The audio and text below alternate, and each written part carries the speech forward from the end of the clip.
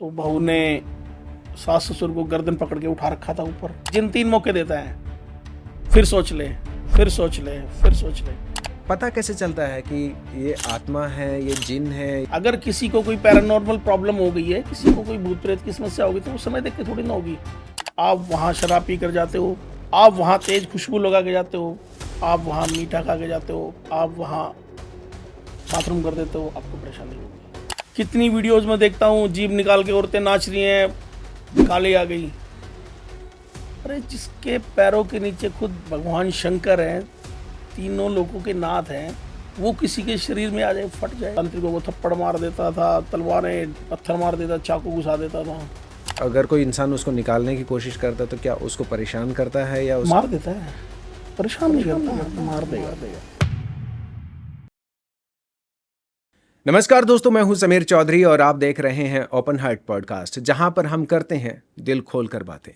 कहते हैं कि जिंदगी के 2 पहलू होते हैं। जहां पे पॉजिटिव है वहां पे नेगेटिव भी है, जहां पे छांव है वहां पे धूप भी है, और जहां पे भगवान है वहां पर शैतान भी है।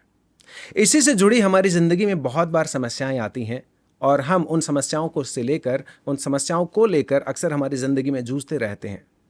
लेकिन उनका निवारण करने वाला भगवान किसी न किसी को अपना दूत बनाकर भेज देता है।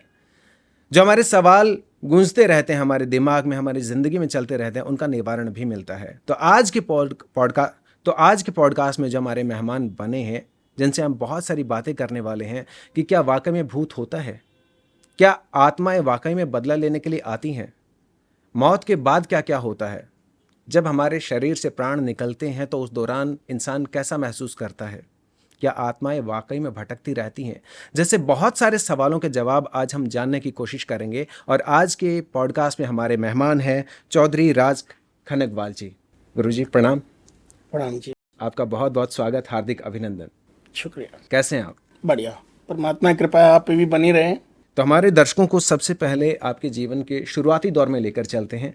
थोड़ा सा बताइए कि आपका जन्म कहाँ हुआ और आपके फैमिली में कौन कौन थे? बेसिकली मैं भिवानी शहर से बिलोंग करता हूँ और मेरा जन्म भी वहीं हुआ है। गांव, हमारा पैतृक गांव झज्जर डिस्ट्रिक्ट में पड़ता है। तो हाँ, गांव छोड़कर हम यहाँ भिवानी रहने लगे थे और एक साधारण परिवार था। मेरे पिताजी हरियाणा पुलिस में इंस्पेक्टर थे जी। तो पूजा पाठ से जुड़ाव परिवार का पहले से ही रहा है। तो मैं भी थोड़ा बहुत पूजा पाठ कर लेता, पर इतना आस्था नहीं थी जितनी मैं अब मान रहा हूँ, जितना उतना नहीं था तब। आपने अभी थोड़ी देर पहले बताया कि जो आपकी पूरी पहले दादा के टाइम की भी पीढ़ी है वो लोगों की सेवा में लगे रही, लोगों के ज़िंदगी में जो समस्याएं आती उनका निवारण करती रही। लेकिन बीच में ऐसा आया कि आपके पापा ने नहीं किया, तो उसकी वजह से आपकी फैमिली में काफ़ी समस्याएं आई। तो क्या हुआ था? तंत्र की जो गद्दी होती है वो पैतृक होती है, वो आगे कैरी फॉरवर्ड हो जाती है, एक बंदे से दूसरे बंदे के पास चली जाती है। मेरे परदादा से दादा के पास आई, दादा से पापा के पास आने चाहिए थे, मगर पिताजी ने माना नहीं। जॉब कर रहे थे, उन्होंने किया नहीं, तो काफ़ी नुकसान हुआ। एक एक करके मेरे 7 भाई एक्सपायर हो गए। उसके बाद मम्मी को बच्चे नहीं हुए 18-19 साल तक। तब पापा बंगाल गए तो उन्होंने कहा भी एक बच्चा गद्दी में चढ़ाना पड़ेगा, अगर कोई गद्दी लेगा तो ही आगे बच्चे होंगे, वरना नहीं होंगे। पापा ने वहाँ यस किया, उसके बाद मैं पैदा हुआ।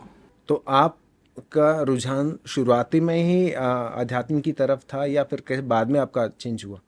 इतना ज़्यादा नहीं था जितना बाद में हुआ है। साधारण जो पूजा पाठ होती घर में वही करते थे जो सब करते हैं।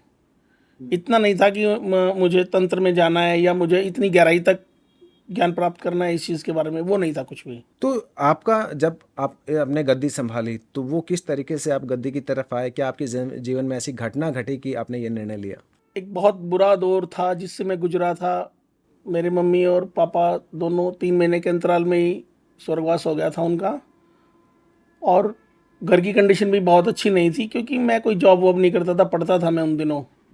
फिर एक ऐसा दौर आया कि लगा कि सब कुछ ख़त्म हो गया है। तब बाबा मेरे को दिखे मेरे, और उन्होंने कहा भी तू हार मत, मैं तेरे साथ हूँ। बाबा आपके दादाजी? हाँ, ठीक है। वो दिखे मेरे को और उन्होंने कहा कि मैं तेरे साथ हूँ, तू मुझे ले आ। ठीक है, मैं गांव से जहाँ उनका स्थान बना हुआ था वहाँ से मिट्टी लेके आया, मैंने घर पे उनका स्थान बनाया। तो आपके कैसे, मतलब आपके प्रत्यक्ष आए थे या सपने में उनके, किस तरीके से? प्रत्यक्ष। तो उस वक्त क्योंकि जब एक आम इंसान के सामने ऐसा कुछ होता है तो एकदम से हमें इतना हम नेचुरल बिहेव नहीं करते हैं, हो सकता है शायद हमें डर भी लगता डर हो गया अब। था, मैं बहुत डर गया था, क्योंकि मेरे को इन चीज़ों का कभी आमना सामना हुआ नहीं था। तो डर तो लगा, साधारण सी बात है। पर बाद में उन्होंने समझाया कि डर मत, मैं तुम्हारा दादा ही हूँ और मैं तुम्हारा अच्छा करने के लिए आया हूँ, तुम्हारी भलाई के लिए आया हूँ। तो उसके बाद में उन्होंने क्या कहा आपसे, क्या आगे की उन्होंने बात? कहा कि आप गांव जाओ, जहाँ मेरा स्थान है वहाँ से थोड़ी सी मिट्टी उठाओ और घर पे आके मेरी स्थापना करो, फिर मैं यहाँ रहूँगा और मैं आपको फिर बताऊँगा आगे पूजा पाठ कैसे करनी है। हमारे एक्चुअली दो गद्दियाँ हैं, एक गद्दी हिंदू है और एक गद्दी मुस्लिम है। एक गद्दी जो माता काली की है और दूसरी गद्दी जो वो पीर की है। दोनों की सेवा करता हूँ मैं। ओके। तो उसके बाद आप अपने दादाजी को घर लेकर आए, क्या उसका किस तरीके से आप लेकर आए उनको, क्या? वो थोड़ी सी मिट्टी उठाई, मैंने अपने सिर पे रखी और मैंने बोला, दादाजी मैं आप मेरे साथ चलिए, मैं आपको अपने घर लेके जाऊंगा और मैं पूजा पाठ करके आपकी सेवा करूंगा। घर लाने के बाद मैंने मिट्टी का एक स्थान बनाया और बड़े बूढ़े से सुना था कि मेरे दादा हुक्का बहुत पीते थे। मैं तो पीता नहीं था, मगर मैं उनके लिए रख देता था। एक श्रद्धा थी कि कभी न कभी आएंगे तो पियेंगे। ओके। तो रात को मैं हुक्का रख देता था, तो 2 ढाई 3 बजे वो बजता था, यानी वो उसको ले लेते थे आके। ओके। तो जब हम किसी की साधना करते हैं तो क्या, जैसे कई कई बार हमें ये सुनते हैं कि भैरव को शराब चढ़ती है, या कहीं पे जो जिन वगैरह होते हैं कुछ और होते हैं, उनकी अलग अलग डिमांड रहती है, मांस की डिमांड रहती है या अंडों की डिमांड रहती है, तो ऐसा कुछ भी रहता है? हर देवता का अपना एक अलग भोग है, उसी भोग के अनुसार काम करता है। बेसिकली दो चीज़ें होती हैं, सात्विक और तामसिक। सात्विक जो देवता है वो मिठाई का भोग लेते हैं, तामसिक जो देवता है उनको अंडा, मीट, मांस, शराब इनका भोग लगता है। सात्विक और तामसिक में एक सबसे बड़ा फर्क ये है, सात्विक जो देवता है वो बहुत स्लो काम करते हैं, तामसिक जो हो तुरंत काम करते हैं, नुकसान तुरंत कर देते हैं और फायदा भी तुरंत कर देते हैं। अंग्रेजी दवाई की तरह? हाँ, अंग्रेजी दवाई, एलोपैथिक और आयुर्वेद में जो फर्क है हाँ हाँ। वही सात्विक और तामसिक में है। ओके। तो जिस तरीके से आपने अभी बताया कि जब आप उनको घर पर लेकर आए तो 3 वचन वो भी मांगते हैं और आपको भी देने होते हैं और उनसे भी आप मांगते हैं, तो वो क्या कैसे रहता है? कोई भी साधना जब आप किसी देवता की करते हैं तो देवता आपसे कुछ वचन लेते हैं, कुछ नियम बताते हैं अपने। तो जब मैं लेके आया बाबा को तो उन्होंने मेरे से 3 वचन लिए थे। पहला उन्होंने बोला था कि कभी आप मंगलवार वीरवार को शराब नहीं पियोगे। हम्म। दूसरा उन्होंने बोला था मंगलवार और वीरवार को आप ब्रह्मचारी रहोगे। तीसरा उन्होंने बोला था कि जब तक आप में आखिरी सांस है आप सेवा करोगे। जब मेरी बारी आई तो मैंने भी उनसे 3 बातें बोली थी। सबसे पहले मैंने उनसे कहा था कि दादा, मैं देखता हूँ कि लोग परेशान हैं, यहाँ वहाँ घूमते हैं, तो वहाँ अक्सर उन्हें परेशानी होती है कि मंगलवार बैठते हैं बाबा तो वीरवार बैठते हैं, शनिवार बैठते हैं। अगर भगवान वास्तव में है, तंत्र में अगर शक्ति है, तो वो दिनों में क्यों बंधी हुई है? ऐसा क्यों नहीं कि वो किसी भी समय हो जाए? अगर आप मेरे से सेवा लेना चाहते हैं तो मैं ये चाहता हूँ कि मेरा कोई दिन ना हो। परेशान आदमी, परेशानियां दिन देख के थोड़ी ना आती हैं, वो तो कभी भी आती हैं। उन्होंने कहा ठीक है बेटा, तथास्तु। दूसरा मैंने उनको बोला कि मेरा कोई टाइम नहीं होना चाहिए। अभी आप देखते हैं कि आप मंदिरों में चले जाओ 9 to 5, आप किसी आश्रम में चले जाओ 9 to 5, क्या परमात्मा समय के अधीन है? नहीं। क्या परेशानियां समय देख कर आती हैं? नहीं। अगर किसी को कोई पैरानॉर्मल प्रॉब्लम हो गई है, किसी को कोई भूत प्रेत की समस्या होगी, तो वो समय देख के थोड़ी ना होगी। आपको पेट में दर्द है, आप तुरंत डॉक्टर के जाके इंजेक्शन लगवाते हैं। डॉक्टर आपसे ये थोड़ी ना कहता कि आप सुबह आना, उसके लिए आपातकालीन सेवाएं हैं। तो मैंने सोचा क्यों ना मैं इमरजेंसी सर्विस बन जाऊं उन लोगों के लिए जिनको समय और वार के अभाव में परेशान होना पड़ता है। तो मैंने उनसे कहा कि मेरा कोई टाइम नहीं होना चाहिए, मैं जब आपको बुलाऊंगा आपको आना होगा और जो मैं पूछूं आपको बताना होगा। दूसरा भी उन्होंने डन किया। तीसरा मैंने उनसे कहा कि मैं जैसे और लोग सिर हिलाते हैं, उछलते कूदते, मैं वो सब नहीं करूँगा। मैं ये मानता हूँ समीर जी कि इससे आस्था और धर्म दोनों का अपमान होता है। अगर किसी देवता ने आपसे बात करनी है, किसी देवता ने आपका कोई काम करना है, तो उसके लिए उछलना कूदना कोई ज़रूरी नहीं है। ठीक है। मैंने कहा दादा, अगर आप मेरे को बताना चाहते हो ना, आप मेरे कान में बताओ, मेरे पीछे खड़े होके, जो मैं आपसे पूछूंगा। ओके। ठीक है। फिर मैंने कहा जिस दिन मेरा कोई काम नहीं हुआ मैं उस दिन सेवा छोड़ दूंगा। कि अगर किसी समस्या का किसी निवारण नहीं समस्या का हुआ? निवारण नहीं हुआ तो मैं वो ये काम करना छोड़ दूंगा, पूजा पाठ करता रहूंगा। कहा ठीक है, डन। उसके बाद 1.25 साल का उन्होंने मेरे को समय दिया। 1.25 साल में जितना मेरा कर्जा था सब उतर गया। 1.25 साल में मेरा घर बन गया। उसके बाद उन्होंने मेरे को साधनाएं सिखाई और कुछ चीज़ें थी तांत्रिक जो मैंने हासिल करी, कमाई। तो जो साधना आप घर पे ही रह के करते थे, या कई बार कहते हैं कि हम कहीं बाहर जाके गए या हिमालय पे गए या किसी जंगलों में गए, ऐसा कुछ था आपका? हमारी जो गद्दी है वो अखाड़े की गद्दी है। 2 तरह की गद्दियाँ होती हैं, एक चौकी की गद्दी होती है, एक अखाड़े की गद्दी होती है। अखाड़े की गद्दी की जो साधनाएं होती हैं, शाबर की जो साधनाएं होती हैं, वो साधारण प्राकृतिक चीज़ों में होती है। पानी में खड़े होके, पीपल के नीचे, बेरी के पेड़ के नीचे, शमशान में, चौराहे में, इन्हीं सारी जगहों पर मेरी जितनी सिद्धियां हुई यहीं पे हुई हैं। जब आप छोटे थे तब किसी ने आपको देखकर ये कहा था कि ये बड़े होकर जो हैं लोगों की समस्याओं का निवारण करेंगे? जब मैं 5वीं कक्षा में पढ़ता था तो कोई साधु आए थे मेरे पिताजी के पास। तो मैं बड़ा शरारती था, मैंने उनके चोटी थी नीचे से थोड़ी थोड़ी छोटी काट दी मैंने उनकी। बड़ा गुस्सा हुए। फिर पापा ने कहा भाई ये मानता नहीं है किसी की, क्या करे, बहुत शरारती है। तो उन्होंने फिर मेरा माथा देख के बताया था कि एक दिन भाई ये सेवक बनेगा गद्दी का। पापा हंसने लगे, कहते ये तो कुछ करता ही नहीं है। कहते नहीं। तो उन्होंने कॉपी पेन उठाई और एक नक्शा बना दिया। ओके। वो नक्शा जो मैंने उसके बाद 20 साल बाद जाके देखा तो वो सेम चीज़ थी। उन्होंने बताया ऐसे खेतों, रोड से खेतों के बीच में एक रास्ता जाएगा, वहाँ एक जोहड़ होगा, वहाँ एक अखाड़ा होगा, पीपल का पेड़ होगा, उससे एक रस्सी लटकती मिलेगी, साइड में एक नल होगा जहाँ एक बाल्टी का कुंदा टूटा होगा। और जब मैं दादा को लेने गया 20-22 साल बाद, वो सेम देखा मैंने, सेम। मेरे रोंगटे खड़े हो गए। अरे ये तो मैंने पहले सुना था वहाँ बाबा जी के पास से। तो कहीं ना कहीं पूर्व नियोजित था। जो होना है जो पहले से होना है लिखित वो है। मेरा गद्दी में आना पूर्व नियोजित था। समय आने पर वो अपने आप समय आने जवाब पर मिल वो जाते अपने हैं। आप में उसमें कई हो बार गया। ये कहा भी जाता है कि अगर हमारे जीवन में कोई समस्या है और हमें उसका समाधान नहीं मिल रहा तो वक्त पे छोड़ दो, समय खुद उसका जवाब देगा अपने हाँ आप। बिल्कुल सही बात है ये। वक्त के पास हर चीज़ का जवाब है, वक्त के पास हर गाँव का मरहम है। तो अभी जब आपने गद्दी संभाल ली तो लोगों को फिर कैसे पता चलना शुरू हुआ कि आप लोग, पहला जब लोग आने शुरू हुए किस तरीके से उसकी शुरुआत हुई? पहले मैं साधारण सेवा करता था। मैं एक्चुअली आइडिया में सेल्स मैनेजर था, जी। हिसार में। तो बाबा ने बोला छोड़ दे, सेवा कर तू, जॉब नहीं करनी है। जॉब छोड़ दी मैंने। तो पहला जो केस आया मेरे पास वो दिल्ली से था। लड़की थी एक, उसको प्रॉब्लम थी पैरानॉर्मल। जब वो 4-5 साल की थी तब से पहला केस था। मैं डर गया जब वो चीखे मार रही थी, अजीब अजीब हरकतें कर रही थी, मेरे को बड़ा डर लगा। तो मैंने इधर उधर देखा, बाबा मेरे को दिखाई नहीं देते। आवाज़ आई कान में, तू डर मत, तू हुक्का भर ले, तू हुक्का भरेगा मैं तेरे को बताता रहूँगा कैसे क्या करना है। मैंने हुक्का भर के अपने पास रख लिया। मैंने उससे पहले हुक्का कभी नहीं पिया था। और एक ऐसा हुआ कि मेरा हुक्का पीने का मन किया और मैं पीता जा रहा हूँ हुक्का। उस वक्त कान में आवाज़ आती जा रही है, इसको ऐसे बता दे, लड्डू मंगवा ले, शराब लगा दे इसके ऊपर से। वैसे किया, वो सेट हो गई। केस आपने सॉल्व किया, उसके बाद में तो फिर धीरे धीरे लोगों के थ्रू माउथ रिकमेंडेशन की तरह आगे चीज़ें बढ़ती हैं।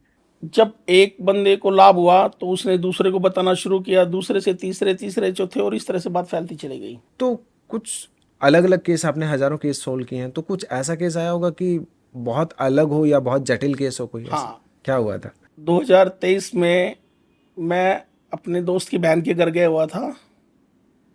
तो वहाँ उनकी गुड़िया थी। उनकी गुड़िया को प्रॉब्लम थी जब वो 4 साल के थे तब से। तो उनकी गुड़िया में जिन था, जब वो 4 साल की थी तब से था। किन्नर थे, जो जिन थे। किन्नर भी थे और जिन भी थे उस लड़के के साथ।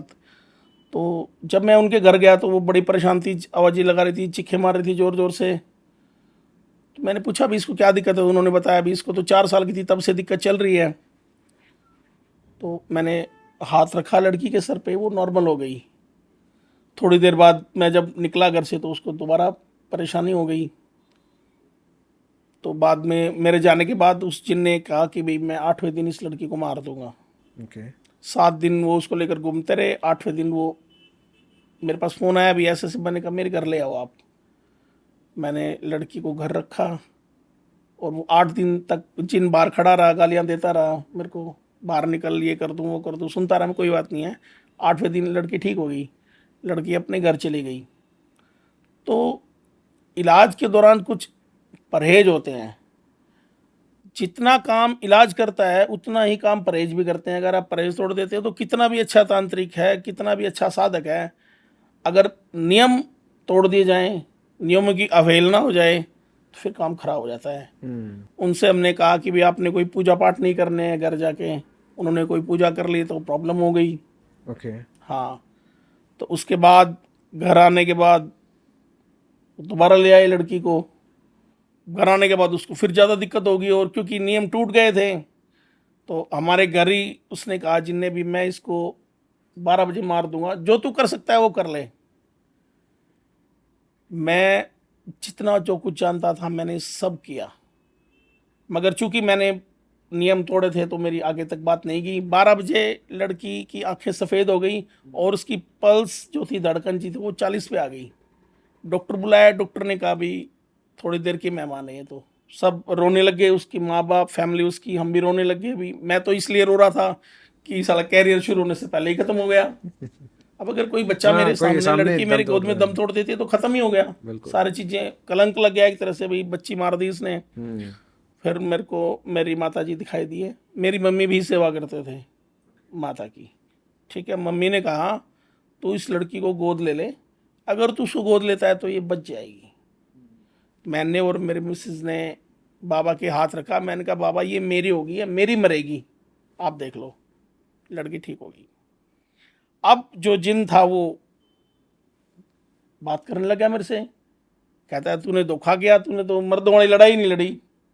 मैंने कहा भाई अब तू जहाँ कहेगा मैं लड़की को वहाँ ले जाऊँगा, तू तेरा मन करे वो उखाड़ लेना इसका। बोला अब क्या उखाड़ूंगा, अब तो तेरी होगी, तेरी तो मार ही नहीं सकता मैं। फिर बोला अब मेरा क्या करेगा। मैंने कहा तू जा। तो मैं कहाँ जाऊँगा, अब मैं तेरे पास रहूँगा। मैंने कहा फिर मेरे पास रहेगा तो मेरा छोटा भाई बन के रहना पड़ेगा, बोल मंजूर है तो। मेरी बेटी तेरी बेटी, मेरा बेटा तेरा बेटा, ये घर तेरा, परिवार की तरह से रहता हो तो रह, नहीं तो जा। तो उसने उस लड़की के सर पर हाथ रख के कहा आज से ये मेरी बेटी है, इसका हर काम करूँगा। जिस दिन इसकी सगाई होगी उस दिन मैं इसको छोड़ के आपके पास आ जाऊँगा, तब तक मैं प्रोटेक्शन के लिए इसके साथ रहूँगा। ठीक है, लड़की ठीक होगी, वो आज भी प्रोटेक्शन के लिए उसके साथ है। मैं जब बुलाता हूँ वो आता है, मेरे काम करता है। तो इस बात को कितने साल हो चुके हैं लगभग? 2020 में आई थी लड़की, वो 3 साल हो गए इस बात को। पता कैसे चलता है कि ये आत्मा है, ये जिन है, या ये प्रेत है? क्या अलग अलग होते हैं, क्या होता है एग्जैक्टली? हर चीज अलग अलग होती है। ये क्लैरिफिकेशन जो आपका इष्ट है वो देता है आपको। जिस इष्ट को आप मानते हैं वो बताता है आपको ये भूत है, ये प्रेत है, ये पिशाच है, ये जिन्न है, ये क्या है, वो बताता है आपको। अब साधनाएं दो तरह से होती हैं। ठीक है, एक में आपको चीज़ें दिखती हैं, एक में आपका इष्ट आपको बताता है। तो आपको वो जो प्रेत है या जैसे कोई जिन है वो आपको सामने दिखाई देता नहीं, है या? वो मेरे को मेरे दादा बताते हैं कि ये ऐसा है, ये प्रेत है, ये ऐसे मरा था और ये ऐसे जाएगा, ऐसे आया था, वो सब मेरे को सुनता है। तो जब उनसे, जिन से आपकी बातें हुई तो क्या उनकी आपको आवाज़ सुनाई दे रही थी या वो आपको दिखाई दे रहे थे, ऐसा कुछ था? अगर जिन कोई भी आत्मा अगर चाहती है कि वो आपको दिखाई दे तो वो दिखेगी आपको। ठीक है, फिर मैंने उससे पूछा भाई तू लड़की के साथ कहाँ से आया, इतना परेशान किया। जब 4 साल की थी, 17 साल तक वो लड़की में रहा। 17 साल में उन्होंने हरियाणा, पंजाब, राजस्थान, यूपी, एमपी, सब जगह हर तांत्रिक, हर मांत्रिक, सबको उन्होंने देख लिया। वो एक ऐसी चीज थी जो किसी के काबू में ही नहीं आया। उसको जहां ले जाओ चोट मारता था वो। तांत्रिकों को थप्पड़ मार देता था, तलवारें पत्थर मार देता, चाकू घुसा देता था, चोट मारता था वो सबको। फिर मैंने पूछा कि तू 4 साल की लड़की का तूने क्या किया इसके साथ, क्यों किया तू। तब उसने बताया कि ये लोग मेरे को मानते थे, किसी बाबा के पास जाते थे, मैं उसके पास था, मैं ट्रेन के नीचे मरा था कट के, हम्म। और वहाँ मैं लोगों को नुकसान पहुँचाता था। वहाँ से ये बाबा मेरे को ले आए, मेरे को रखा, मेरे से काम कराया और इतना कुछ हुआ। ये भी मेरे को मानते थे, लड़की घर वाले भी। बाद में एक दिन उन्होंने उस तांत्रिक का अपमान कर दिया। अच्छा। शराब पी के घर चला गया, उसको धक्के देके बाहर निकाल दिया। तो उसने फिर मेरे को कहा भी इनका नुकसान कर, इसलिए मैंने इनका नुकसान करना शुरू कर दिया। मैंने ये बात लड़की के घर वालों को बता दी। हम्म। तो वो जो बाबा थे वो आ गए, मेरी उनकी कहा सुनी हो गई। तो उन बाबा जी ने मेरी गिरेबान पकड़ ली, मैं तूने मेरा नाम लिया, मैं तेरे को छोड़ूंगा नहीं। तो जिन ने कहा उस तूने मेरे भाई की गिरेबान पे हाथ डाला, मैं तेरे को सुबह का सूरज नहीं देखने दूंगा। उसको रात को ही मार दिया उसको। तो एक चीज़ हम देखते आ रहे हैं, बचपन से देखते आ रहे हैं, टीवी सीरियल्स में या कहीं ना कहीं कहानियों पे सुनते हैं कि जिन आपकी हर इच्छा पूरी करता है। क्या वाकई में ऐसा होता है? हाँ, जिन में भी अलग अलग तरह के जिन होते हैं।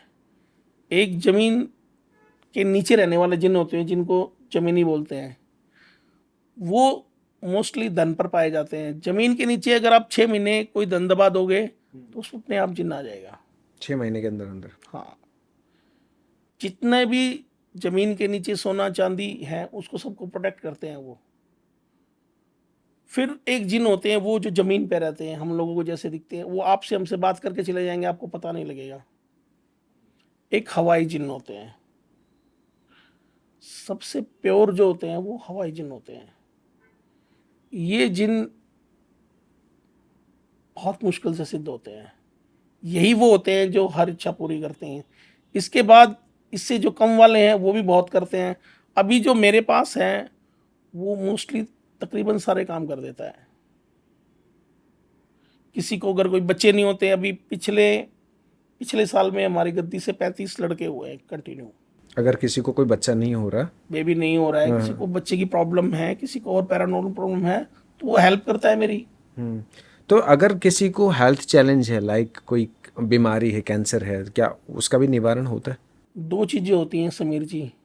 अगर वो अपना कर्म फल भोग रहा है तो उसको कोई ठीक नहीं कर सकता, उसको वो भोगना पड़ेगा। अगर किसी तंत्र क्रिया की वजह से, किसी टोने टोटके जादू टोने की वजह से किसी को प्रॉब्लम है तो वो हम ठीक कर सकते हैं। तो जैसे आपने बताया कि जहाँ पे सोना अगर किसी ने छुपाया हुआ है तो 6 महीने के बाद उस वहाँ पे जिन आ जाता है। तो क्या अगर कोई इंसान उसको निकालने की कोशिश करता है तो क्या उसको परेशान करता है या उसकी कैसे उसको? मार देता है, परेशान नहीं करता, मार देगा। जमीन जिस तरह से तंत्र में, जैसे आप एमबीबीएस करते हो उसके बाद आपको एमडी करनी पड़ती है एक पर्टिकुलर पार्ट का डॉक्टर बनने के लिए, इसी तरह तंत्र में अलग अलग काम के लिए अलग अलग स्पेसिफिकेशन है। अगर आपको जमीन का काम करना है तो उसको दफीना कहते हैं। दफीने के काम के लिए आपको अलग से सीखना पड़ेगा। पितरों का काम आपको अलग से सीखना पड़ेगा। अलग अलग क्लासेस हैं, अलग अलग विद्याएं हैं। किसी भी देवता को आप मिनिमम 41 और मैक्सिमम 90 दिन में सिद्ध कर सकते हो, अगर आपके पास आपके गुरु ने आपको अच्छा साधना का मंत्र दिया है तो। कुछ लोग ऐसे होते हैं जो कहीं ना कहीं आपने कोई वीडियो देखा या फिर कहीं ना कहीं आपने बुक पढ़ी, बुक में अगर मंत्र है और वो उस बुक को पढ़कर वो तंत्र साधना की कोशिश करते हैं या किसी आत्मा को बुलाने की कोशिश करते हैं, तो कई बार उनको परेशानियां भी झेलनी पड़ती हैं। तो इसके बारे में आप क्या कहना चाहेंगे? तो मैं आपके ओपन अर्थ पॉडकास्ट के माध्यम से सभी दर्शकों को कहना चाहूँगा कि ऐसा कुछ भी ना करें। बिना गुरु के सानिध्य के कोई साधना नहीं की जा सकती है, उसके परिणाम भयंकर हो सकते हैं। शाबर मंत्र स्वयं भूत होते हैं, मगर गुरु के बिना कोई भी साधना, कोई भी क्रिया, कोई भी सिद्धि गुरु के सानिध्य के बगैर ना करें। ये आपके लिए और आपके परिवार के लिए जानलेवा साबित हो सकती है। बल्कि एक किस्सा तो मैंने अपनी आंखों से देखा हुआ है कि जैसे भाई थोड़ी देर पहले शायद मैंने आपको बताया भी था कि मेरा एक दोस्त है, 20-25 साल हमारी दोस्ती को हो गए। तो उसकी जो मंगेतर थी वो कहीं ना कहीं काला जादू या कोई ऐसी साधना करती थी जो कुछ ना कुछ बुलाती थी। तो एक आत्मा को उसने बुलाया, वो वापस नहीं गई। उसके बाद उसने उसको परेशान करना शुरू कर दिया। तो जब उसने अपने उनको दोस्त को बताया कि उसने पूछा कि तू इतने परेशान किया, तो उसने कहा कि मैंने ऐसा कुछ किया था और वो मेरे अंदर है और वो जा नहीं रही है। तो दोस्त कहता है कि मैं इन चीज़ों को मानता नहीं हूँ। तो बोला तू नहीं मानते हो, मैं 15 दिन से भुगत रही हूँ उस चीज़ को, मेरे अंदर है, मैं देख रही हूँ ना किस तरीके से मेरे को नाचना चाह रहा है। तो दोस्त ने उसको कहा कि मैं पहली बात तो मैं तुझे मानता नहीं हूँ, अगर तेरे में कुछ दम है तो मेरा कुछ करके दिखा। वो अगले दिन उसको नज़ारे देखने शुरू हो गए और मैंने देखा उसको, उसका 58 किलो वेट था, 56 किलो वेट था। 15 दिन के अंदर अंदर उसमें 40 किलो वेट रह गया था।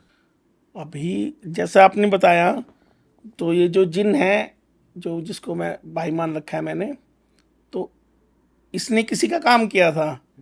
तो इसने उससे डिमांड रखी भी मेरे को कम से कम 5,000 रुपये का कुर्ता पजामा चाहिए। उसने ला दिया, काम हो गया तो उसने दे दिया। मेरे को वो पसंद आ गया, मैंने पहन लिया सिलवा के। अब वो 15-20 दिन बाद आया तो वो आके कहता है भी मेरा कुर्ता पजामा दे। मैंने कहा कौन सा? कहता है यार मैंने काम किया था, मेरा आया था। मैंने कहा वो तो मैंने सिलवा लिया। कहता दूसरा दिला दे भाई। तो मैंने 2,500-3,000 रुपये वाला ला दिया, फेंक दिया। कहते मैं नहीं लेता, वही लूंगा मैं तो जो मैंने लिया था। 5,000 वाला। हाँ। मैंने कहा जा, मैं नहीं देता, जो तेरे से उखड़ता है वो उखाड़ लियो। कहता भाई सोच ले, ऐसे मत बोल, ऐसे मत बोल, बाकी सारी बातें ठीक है, मैं बड़ा भाई है, मैं लिहाज करता हूँ, बाबा है तो गद्दी, ऐसे मत बोल। मैंने फिर कह दिया, मैंने कहा जा जो तेरे से उखड़ता हो ना उखाड़ लियो। कहता अब एक बार और कह दे तू। कहता मंदिर में करते, कहता बाबा देख लो मेरे को चैलेंज कर रहा है, ये भी आपका बच्चा है, मैं भी आपका बच्चा हूँ, आप बीच में नहीं आओगे, अब हमारी आपस की है। कहता अब तीसरी बार कह दे तू। मैंने फिर कह दिया, मैं तेरे से जो उखड़ता हो उखाड़ लियो, बात खत्म होगी। रात को 9 बजे लेट रहा मैं आराम से, शरीर का बंधन कर लिया मैंने, अपने आसन का बंधन कर लिया, जहां सो रहा हूं घर का बंधन कर लिया। मेरे पैरों में दर्द शुरू हो गया। पेन किलर ले ली, आराम नहीं हो रहा है। 1-1.5 घंटे तक बर्दाश्त किया, नहीं हुआ, इंजेक्शन लगवा लिया, नहीं आराम हो रहा है। पूरी रात दर्द के मारे निकाल दी मैंने। अच्छा, घर से बाहर जाऊं तो आराम हो जाए पैरों में, घर के अंदर आती है दर्द होना शुरू हो जाए। पूरी रात जाग के निकाल दी। सुबह 4 बजे मैंने पूजा की। 1-1.5 घंटा लगता है नॉर्मल मेरी पूजा में, तो 5:30 बजे मैं सोया। 6-7 बजे फिर टाइम हो गया उठने का, उठ गया मैं। 25 दिन तक मेरी ये दुर्गति की उसने कि मैं रात को सो नहीं पाया, मेरी आंखें सूज गई। नींद की गोलियां ले लूँ 3-3 4-4, नींद नहीं आई। अब मैं एक दिन बिल्कुल परेशान हो गया, मैंने उसको बुला लिया, मैं रोने लग गया। मैंने कहा भाई यार मैं बड़ा परेशान हो गया। कहता क्यों? मैंने कहा मेरे को पता नहीं क्या हो गया, नींद नहीं आती है। कहता मैं क्या उखाड़ सकता हूँ? तो बाबा तू देख ले किसने क्या उखाड़ लिया।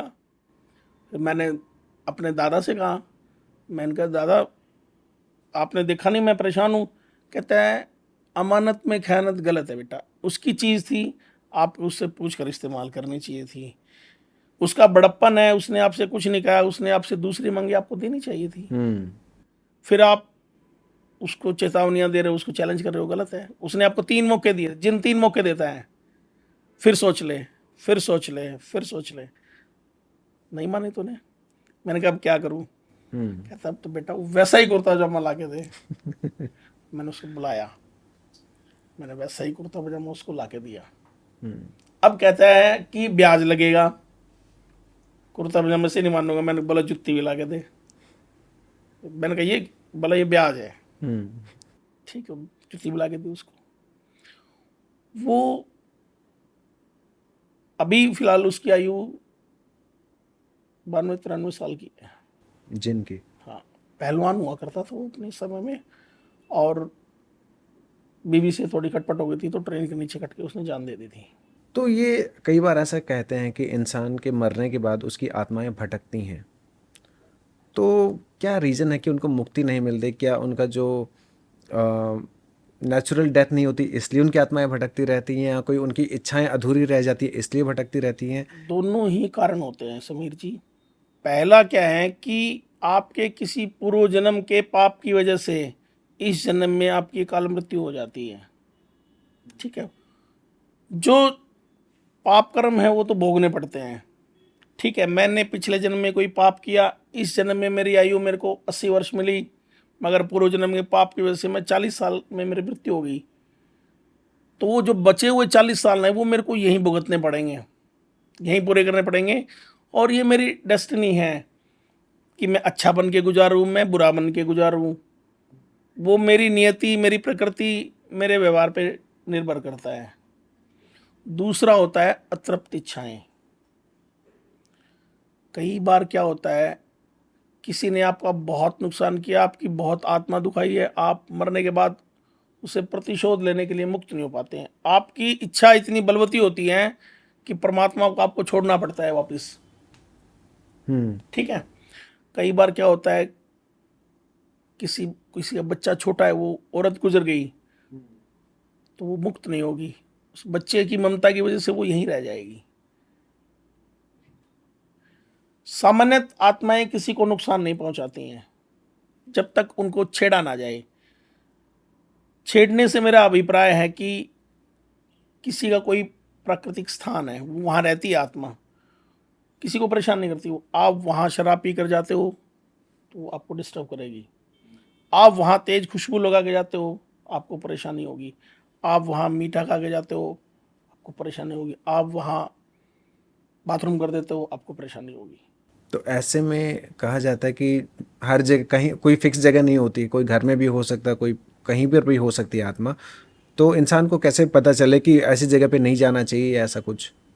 कोई भी मजार, कोई भी मंदिर, कोई भी हरा पेड़, इन पे पेशाब नहीं करना चाहिए कभी भी। स्पेशली नीम, पीपल, बरगद और बेरी, ये ऐसे पेड़ हैं। नीम को छोड़कर इन सब पे प्रेत आत्माओं का निवास होता है, अच्छी भी और बुरी भी। दो ही वजह से आत्माएं नुकसान पहुंचाती हैं, या तो आप उनकी टेरिटरी में जाकर उनको डिस्टर्ब कर रहे हो, या मेरे जैसा कोई उनको उठा के ले आता है वहां से और उसको मजबूर करता है वहां जाओ उसका नुकसान कर। अदरवाइज वो किसी को नुकसान नहीं करती हैं। तो राज जी, ऐसा भी होता है कि कई बार सुनने में ये आता है कि हम किसी अकेले सुनसान जगह पे हैं और हम वैसे किसी को बोल देते हैं आजा चल चलते हैं, तो सुनने में आता है कि वो प्रेत आत्माएं आपके साथ हो लेते हैं। ऐसा होता है या सिर्फ? नहीं, ऐसा तब होता है जब आप जिसको बुला रहे हो उस बंदे का और उस पर्टिकुलर आत्मा का नाम सेम हो। अच्छा। आप किसी को बुला रहे हो, अजय आजा, और वहां कोई अजय नाम का मरा हुआ शख्स है, वो आ जाए। जनरली क्या होता है समीर जी, 4 कंपनसेशन होती है, 4 लाग होती है। हिंदू धर्म में आप किसी भी बिरादरी से संबंध रखते हो, कुल देवता, कुल देवी, नगर खेड़ा और पितृ, इनमें पितृ प्रमुख है, मुखिया है पितृ। अगर पितृ चाहेगा तो आपके देवता काम करेंगे, वरना वो देवताओं को काम नहीं करने देगा। पितरों का काम क्या होता है, हम जो भी पूजा पाठ करते हैं, हवन तर्पण करते हैं, भोग लगाते हैं, उन चीजों को देवताओं तक पितर लेके जाता है अग्नि के माध्यम से। अगर आपका डाकिया रूठ गया तो आपकी चिट्ठियां कौन लेके जाएगा, पड़ी रहेंगी वो। अक्सर हम हमारे पास आते हैं, हम 2 साल से सेवा कर रहे हैं, हमें कोई लाभ नहीं हुआ, 5 साल से सेवा कर रहे हैं, कोई लाभ नहीं हुआ। कोई भी देवता नमक हराम नहीं है। अगर देवता आपका 1 पैसा लेता है तो आपको बदले में 100 देगा। अगर आप देवता को 5 मिनट अपने समय निकाल कर देते हैं तो वो आपको 1 दिन देगा, सुख का, शांति का, संतोष का। ये परमात्मा के वचन है। आपका इष्ट कोई भी हो, आप हनुमान को मानते हो, देवी को मानते हो, पीर को मानते हो, आप किसी को भी मानते हो, हर देवता का वचन है कि आप अपनी नेक कमाई में से 1 रुपया दो, मैं आपको 100 दूंगा। आप अपनी व्यस्त जिंदगी में से मेरे को 5 मिनट दो, मैं आपको एक पूरा दिन दूंगा सुख शांति का। आप सब कुछ कर रहे हैं, रिवर्ट नहीं आ रहा, तो इसका सीधा सा मतलब है कि हमारी पूजा पाठ, हमारी प्रार्थना, हमारा निवेदन हमारे इष्ट तक पहुंच ही नहीं रहा है। क्यों नहीं पहुंच रहा? पितरों की वजह से। इसीलिए पितृदोष को सबसे प्रबल बताया गया है। तो जब कोई इंसान हमारी लाइफ से गुजर जाता है, ठीक है, तो कई बार ये होता है कि क्या उसकी आत्मा को मुक्ति मिली या वो पितृ बन गए, इस चीज़ का किस तरीके से क्या पता चलता है कि क्या, कहाँ से पता चलता है? 4 तरह के पितृ होते हैं समीर जी। पहला पितृ वो बच्चा होता है जिसका अग्नि संस्कार नहीं होता, जिसको हम मिट्टी में दबाते हैं, वो पहला पितृ है। दूसरा पितृ वो होता है जिसकी शादी नहीं होती है। ओके। तीसरा पितृ वो होता है शादी हो गई मगर बच्चे नहीं हुए। चौथा पितृ वो है शादी भी हो गई, बच्चे भी हो गए, मगर लड़का नहीं हुआ। ये 4 तरह के पितृ बताए गए हैं शास्त्रों में। ये 4 गतियां जिनकी हुई है वो पितृ बनेंगे। इसके अलावा सब प्रेत हैं, कोई पितृ नहीं बन सकता। अब इसमें भी क्या होता है कि पितरों को धारण करने से पहले, उनकी पूजा पाठ करने से पहले उनको स्नान कराया जाता है, ताकि उनकी जो वासनाएं हैं, उनकी जो कामनाएं हैं, उनकी जो बुरी इच्छाएं हैं, बुरी चीजें, वो समाप्त हो जाएं। पितृ सबसे शुद्ध माने जाते हैं। जब कोई आत्मा वचन दे देती है भी मैंने अपनी सारी बुरी वृत्तियां त्याग दी हैं, उसके बाद उसको हम पितृ धारण करते हैं, उसके बाद मानते हैं उसको। आप हनुमान की पूजा करते हो, मैं भी हनुमान की पूजा करता हूँ। आप 2 घंटे करते हो, मैं आधा घंटा करता हूँ। हम दोनों एक साथ मुसीबत में हैं, तो पहले भगवान किसके पास जाएंगे? जनरली आपके पास जाएंगे। आप ज़्यादा टाइम कंज्यूम करते हो, ज़्यादा साधना करते हो, मेरे पास बाद में आएंगे। पितृ एक ऐसा देवता है जो 24 घंटे आपके साथ रहेगा, उसको कोई काम नहीं है आपके अलावा। अगर आपके पितृ सही हैं तो आपको किसी देवता की पूजा करने की आवश्यकता नहीं है। तो क्या वो ऐसा भी होता है कि वो कभी आपको सामने आते हैं या आपको दर्शन देते हैं, ऐसा कुछ होता है लाइफ में? 90 दिन तक अगर आप पीपल में पानी देते हैं, थोड़े से चावल, थोड़ी सी चीनी, काले उड़द, काला तिल, दूध, इन सब को अगर आप तांबे के लोटे में मिलाकर लगातार 90 दिन पीपल में दे देते हैं, रविवार को छोड़कर, उसके बाद घर आने के बाद आप एक रोटी, जो पहली रोटी जो होती है वो एक साइड से कच्ची रखें, उसको घी से चुपड़ कर उस पर गुड़ की डली रख के गाय को दें, और घर में सुबह शाम गाय के घी से जोत करें। 91 दिन आपके पितृ प्रत्यक्ष हो जाएंगे आपके। तो फिर आपकी वो मदद भी करते हैं लाइफ में, हाँ, को अगर कोई बिल्कुल प्रॉब्लम बिल्कुल आती है बिल्कुल। तो? वो डिपेंड करता है कि आप उनको किस रूप में स्वीकार करते हैं। अभी आप उनको शरीर पर धारण करते हैं, आप उनको कहते हैं भी मेरे को सपने में दिखाई दो, आप उनको ये कहते हैं भी मेरे मन में बात आ जाए, ये नुकसान होने वाला है, ये फायदा होने वाला है। वो डिपेंड करता है आप कैसे ट्रीट करते हैं उनको। तो उसको धारण करने का तरीका क्या होता है कि किस तरीके से आप की इच्छा क्या है, किस तरीके से आप करना चाहते हैं? पितर आपके प्रत्यक्ष हो गए, आप उनसे पूछते हैं बाबा आपको क्या चाहिए, वो आपको बताएंगे भी मेरी अमावस्या निकालो, मेरे नाम का गाय को भोजन दो, और मैं आपके शरीर पे आना चाहता हूँ, तो वो आपको बता देंगे उस दिन मैं आपके शरीर में रहूँगा, उस दिन आपने शुद्ध रहना है, आपने ब्रह्मचर्य का पालन करना है, आपने कोई भी तामसिक चीज़ें नहीं खानी है। ठीक है, पर्टिकुलर डे होता है। कई बार क्या होता है कि जिनके पास सिद्धि होती है मंत्रों की, वो अपनी इच्छा से बुलाते हैं। जैसे मैं अपने बाबा को, अपने दादा, अपनी इच्छा से बुला लेता हूँ जब मेरे को काम होता है। गृहस्थ जो होते हैं उनकी पूजा में और जो तांत्रिक उनकी पूजा में यही फर्क होता है, कि अपनी इच्छा से नहीं बुला अपनी सकते जब? इच्छा से नहीं बुला सकते। एक मेरे जीवन में एक घटना घटी थी और मैं उसको लेके हमेशा, आज तक मुझे उसका जवाब प्रॉपर कहीं मिला नहीं, कि यहीं पे हिसार की बात है, किसी ने बाइक में से पेट्रोल शायद निकाल लिया था, कई साल की बात हो गई। तो मैं यहीं पे डाबड़ा चौक वाले पुल से उसको धक्का मारते हुए पुल के ऊपर लेके गया, और उसके टाउन पार्क की साइड में वो जो पेट्रोल पंप है, मैंने कहा कि वहाँ पे जाके पेट्रोल डलवा लूँगा। तो पुल के ऊपर जाने के बाद मैं बाइक के ऊपर बैठ गया और वो बाइक लुढ़कता हुआ जा रहा है। तो जहाँ से पे ढलान ख़त्म हो गई तो वो बाइक धीरे धीरे धीरे धीरे स्लो हो गया। तो अचानक जब रुकने वाला था तो मैं देखता हूँ कि बाइक फिर से चल पड़ा। तो मैंने पीछे मुड़ के देखा तो एक CD 100 बाइक है, उस पे एक इंसान बैठा हुआ है, बिल्कुल वाइट पजामा कुर्ता उन्होंने पहना हुआ, वाइट दाढ़ी है, वाइट पूरे लंबे बाल हैं। उनके जो चेहरे पे जो तेज़ था, मैंने अपनी ज़िंदगी में शायद किसी के चेहरे पे नहीं देखा। मैंने नीचे देखा तो उन्होंने साइलेंसर पे पैर लगाया हुआ था। तो मैं ये जानने की कोशिश कर रहा था कि कौन है, कहाँ क्या है कोई। तो मैं सिर्फ ये सोच ही रहा था, मेरे मन में चल रहा था। उन्होंने स्माइल करके सिर्फ एक बात कहा कि बेटा चिंता मत कर, मैं हूं ना, तू चल। मैं आगे देखने लग गया, मेरे मन में कोई प्रश्न नहीं उठा। और जैसे ही पेट्रोल पंप के सामने बाइक आता है, बाइक वाकई उसी स्पीड में आ जाता है जो पहले था। मैंने पीछे मुड़ के देखा तो कोई नहीं था। इसका मुझे आज तक मुझे समझ में नहीं आया था कि कौन थे, क्योंकि ऐसा कोई रास्ता भी नहीं था कि वहाँ से वो मुड़ गए हों या ऐसा। तो इसके बारे में क्या कहना चाहेंगे कुछ? तो ये तो मैं आपको अभी पूछ के बता देता हूँ। आप आपका नाम समीर है, पिताजी का नाम बताइए। रणबीर सिंह। जो दादाजी मेरा का जो समीर नाम है वो आर्टिस्ट नेम है, जो घर वालों ने रियल रखा नेम वो बताओ, कर विनय। विनय। जी। और पापा का नाम? रणबीर सिंह। दादा का राम कुमार। गांव? कैमरी गांव। हे कुंकार माता दर्शन पावन पानी आदेश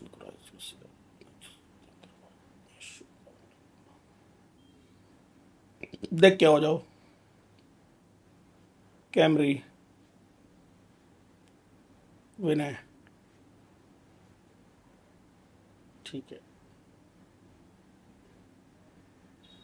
तो कितना समय हो गया इस बात को?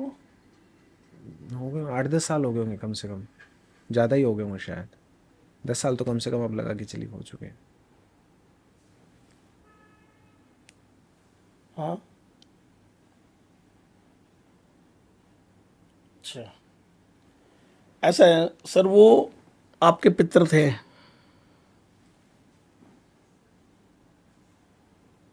ठीक है, और वो आपकी बड़ी पीढ़ी से हैं, आपके दादा वाली लाइन से, ठीक है, और वो जब छोटे बच्चे थे तभी गुजर गए थे।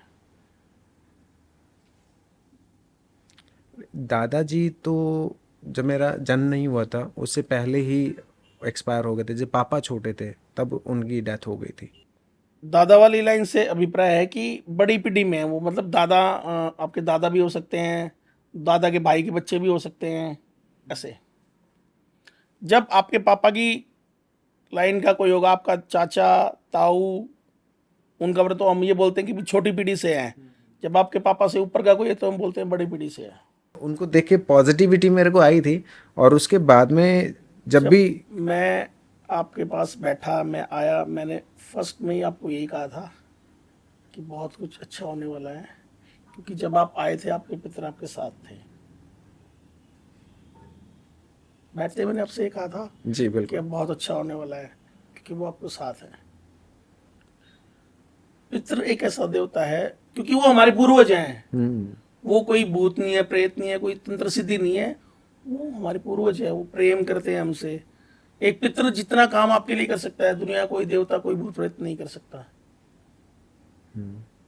वो कहीं ना कहीं हमारे पिता हैं, हमारे दादा हैं, चाचा है, तो वो हमारा परिवार है, एक खून है, हम एक वंश से हैं। तो अब अगर मैं उनको प्रत्यक्ष देखना चाहूँ या उनसे मिलना चाहूँ तो किस तरीके से पॉसिबल तो है? जो मैंने आपको बताया, 90 दिन की सिद्धि है, आप करो। हाँ, प्रत्यक्ष होंगे बिल्कुल। बहुत ऐसे हैं जिनको मैंने बताया, उनको 41 दिन में सिद्धि हो जाती है। आपके पीछे जो लड़का बैठा हुआ है उसको 41 दिन में ही हो गई है। तो सबसे बड़ी चीज है समीर जी, आस्था। अब बहुत जगह हम देखते हैं कि औरतें सिर मार रही हैं, देवी आ गई। मैं नहीं मानता। कितनी वीडियोज में देखता हूं, जीभ निकाल के औरतें नाच रही हैं, काली आ गई। अरे जिसके पैरों के नीचे खुद भगवान शंकर हैं, तीनों लोगों के नाथ हैं, वो किसी के शरीर में आ जाए, फट जाएगा। इतनी पावर इतनी बर्दाश्त नहीं कर पावरफुल पाएगा। एनर्जी कैसे किसी के शरीर में प्रवेश कर सकती है। फिर माता काली के आने से पहले 64 योगिनियां आती हैं। एक योगिनी 1.25 लाख भूतनियों के बराबर है। जब कोई काली माता की साधना करता है तो सबसे पहले 64 योगिनियां आके साधक को चेक करती हैं, उसका सामर्थ्य देखती हैं कि क्या ये देवी के तेज को सहन कर पाएगा। 64 योगिनियों के बाद 52 वीर आते हैं, जो 52 भैरव का ही रूप है, उसके बाद माता आती है। एक उम्र का अरसा लग जाता है देवताओं की सिर्फ छवि देखने में। माता काली जब आती हैं, उनका नाम माता काली है, मगर जब उनकी छवि आती है तो सिर्फ सफेद प्रकाश होता है, दूध या प्रकाश, बस। ये अनुभूति है। संसार में बहुत कम लोग हो जिन्होंने साक्षात देखा है माता को। स्वामी परमहंस थे जिन्होंने माता काली का साक्षात्कार जिनसे हुआ है। पंडित श्रीदत्त श्रीमाली हैं जिन्होंने तंत्र के बारे में जो लिखते हैं किताबें, उनको साक्षात्कार हुआ है। उसके बाद में हमने कहीं पढ़ा सुना नहीं है किसी को हुआ है। प्योर सोल किसी के शरीर में प्रवेश नहीं करती है। देवता को आप एक जागरण में देखो, 20 औरतें सिर घुमा रही हैं, क्या देवी इतनी खाली है एक साथ 20 औरतों में घुस जाएंगी? हाँ ठीक है। पूरी वो दुनिया को। औरतें जो 6 6 महीने नहाती नहीं, उनमें देवी कैसे घुस जाएगी? वो जो अपने पति को थप्पड़ मारती हैं, जो अपने सास ससुर का अपमान करती हैं, उनमें देवी कैसे आ जाएगी? अभी हमने देखा एक वीडियो, एक औरत में हनुमान घुसा हुआ है। अरे ब्रह्मचारी थे, वो कैसे घुस जाएंगे? एक में गोरखनाथ घुसे हुए हैं, बोला मैं गोरखनाथ हूं, कैसे चले जाएंगे? वो जो लंगोट के सुच्चे थे जिन्होंने हाँ। सारी जिंदगी ब्रह्मचर्य का पालन, औरत में कैसे प्रवेश कर जाएंगे? नहीं, ये सब नीचे की चीजें हैं। आज मेरे को मेरे दादा बता रहे हैं, मैं अगर गर्दन मारूं तो मैं भी कह दूं पीर है, पर जो जानने वाला है वो तो पढ़ लेगा क्या चीज खेल रही है इसके अंदर। प्योर सोल, मैं चैलेंज करता हूं आपके पॉडकास्ट के माध्यम से, अगर कोई ये कहता है मेरे अंदर देवता आता है, आप अगर मुझसे बात कीजिए। अगर आप सिद्ध कर देते हैं, मेरे प्रश्नों का जवाब देते थे, मैं जिंदगी भर आपकी गुलामी करूंगा। देवता, दर्शकों, मित्रों, भाइयों बहनों, देवता किसी में नहीं आता है। सब नीचे की चीजें होती हैं ये। कहीं ना कहीं हम धर्म का अपमान करते हैं। सुबह मैं गद्दी पे बैठकर कहता हूँ कि मैं, मेरे अंदर हनुमान आ गए हैं, मेरे अंदर बाबा आ गए हैं। शाम को मैं कहीं बार में बैठकर शराब पी रहा हूँ, तो क्या वो अपमान नहीं है मेरे देवता का, मेरी गद्दी का, मेरे बाबा का? क्यों ना एक मुहिम चलाया जाए, क्यों ना एक ऐसा जागरण किया जाए कि लोग सच बताएं, नहीं हम देवता नहीं, हम तो ये हैं। उससे आस्था खत्म थोड़ी ना होगी किसी की।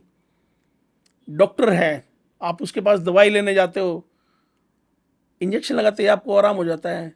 जरूरी थोड़ी हो एमबीबीएस नहीं हो, आपको आराम हो गया बस। तो ये गलत है, ये इस तरह के साथ नहीं। दूसरा, आप देखो हर तीसरे तांत्रिक, हर तीसरे साधक को जटाएं आ गई हैं। अरे उम्र लग जाती है, बुढ़ापे तक जटाएं आती हैं। कोई जाके स्टूडियो में जाके 10,000 रुपये में जटाएं लगवा लिए, सब ने सब बाबा बन गए हैं। बड़का दूध दूने की राख लगानी पड़ती है, एक उम्र बीत जाती है, तब जाके जटाएं कुल्लों से नीचे आती हैं। अब ऐसे बाबा है जिनकी नीचे पड़ रही हैं। अगर उनके आप 5 साल पहले की वीडियो देखो तो इतने इतने बाल हैं, आज आप देख रहे हो जटाई नीचे बैठ रही, कैसे? ये गलत है। आस्था आपकी और हमारी आस्थाओं के साथ, विश्वास के साथ, भावनाओं के साथ खिलवाड़ है ये। तो एक चीज़ देखते हैं कि इन दिनों धीरेन्द्र शास्त्री सोशल मीडिया पे काफ़ी एक्टिव हैं। उनके जो दरबार लगता है, ठीक, वहाँ पे बहुत सारे लोग जाते हैं, वो पर्ची निकाल के बताते हैं कि ये समस्या है। तो वो उसके बारे में क्या कहना चाहेंगे? उनके बारे में किस तरीके से करते हैं? क्या उनको भी धीरेन्द्र कोई सिद्धि शास्त्री प्राप्त जी है? के पास हनुमान जी के दूत हैं, दूत काम करते हैं, दूत उनको बताते हैं। वो चीज जो हम मिट्टी देख कर करते हैं, मेरे दादा मेरे को मिट्टी देख के बताते हैं, वही चीज उनको हनुमान के दूत नाम और डिटेल के साथ लिखवा देते हैं उनको। ऐसी सिद्धियां भी होती हैं। ऐसी 2019 में किसी ने कोई चीज छोड़ी थी मेरे को मारने के लिए, चौकी। तो वो लड़की थी, वो सरदार नहीं थी, ठीक है, नवदीप कौर नाम था उसका। जो जिसने छोड़ी थी या जो नहीं, आत्मा की जो बात? मेरे को मारने के लिए आई थी, जो खुद आत्मा। लड़की आई थी, ओके। हाँ उसका नाम था नवदीप कौर। तो मैंने आगे, वो कहती है भाई, मैंने कहा कौन हो आप? कहती है मैं मारने के लिए आई हूँ तेरे को।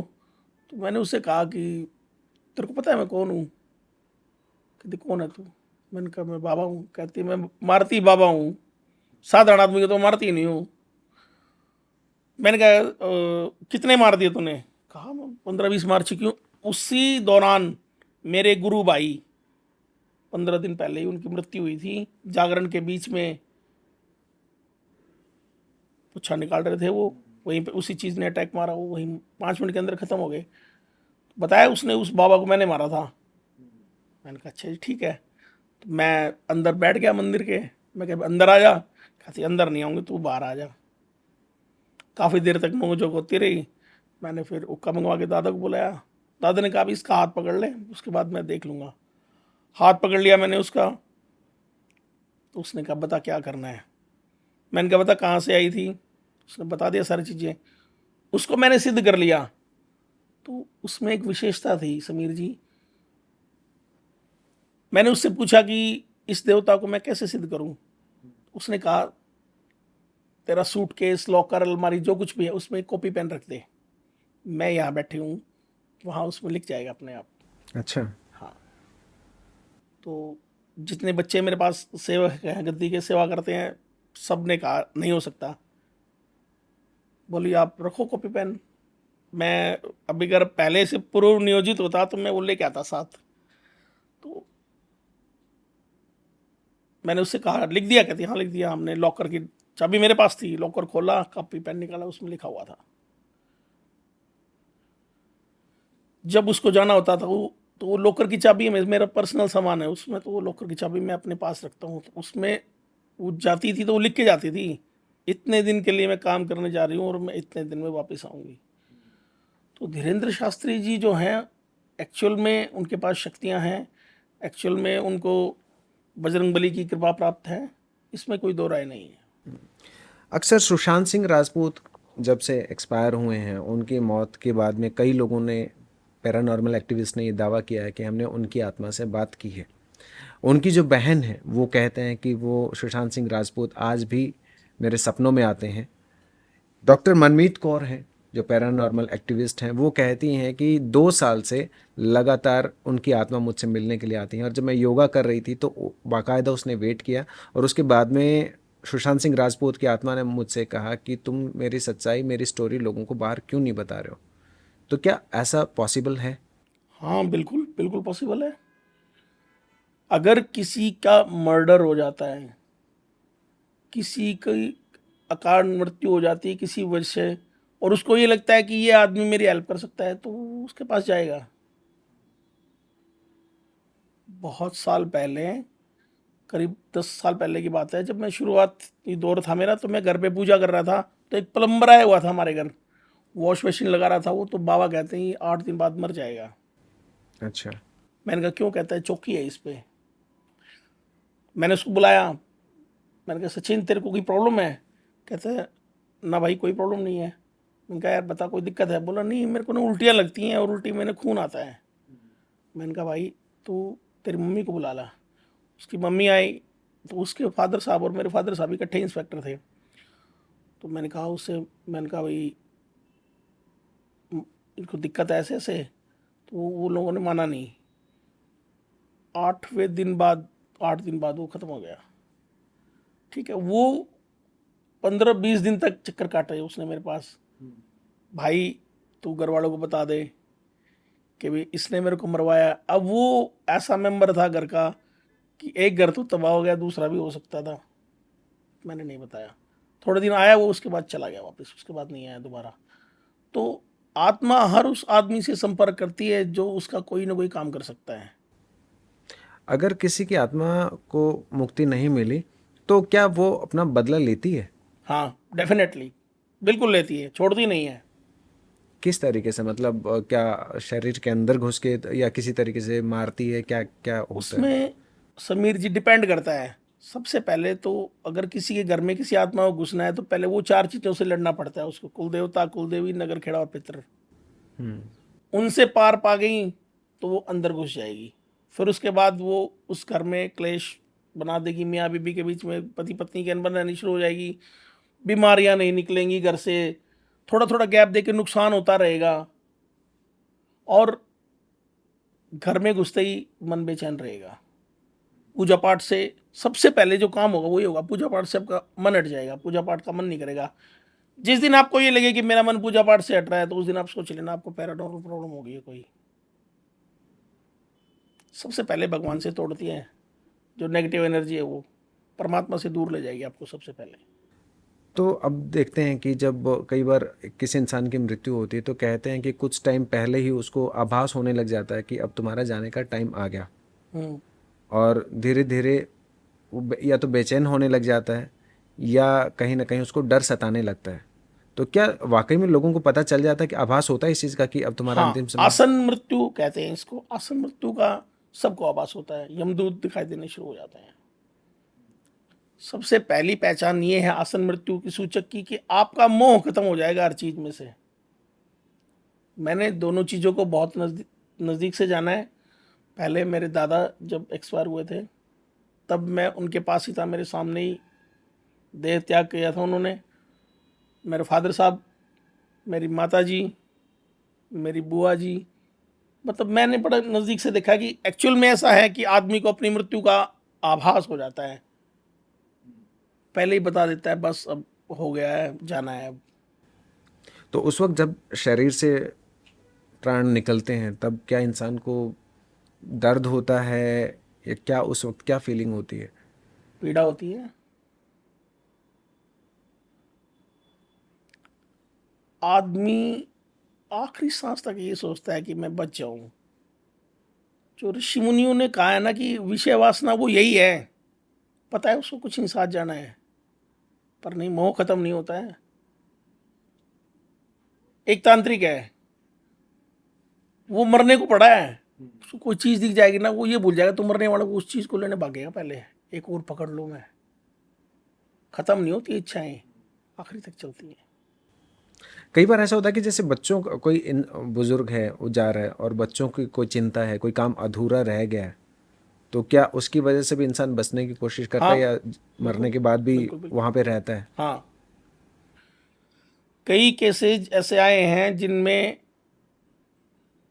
जो रोगी आया है, मरीज आया है, उसके माँ बाप मुक्त नहीं हुए हैं क्योंकि उसको बच्चे नहीं होते थे।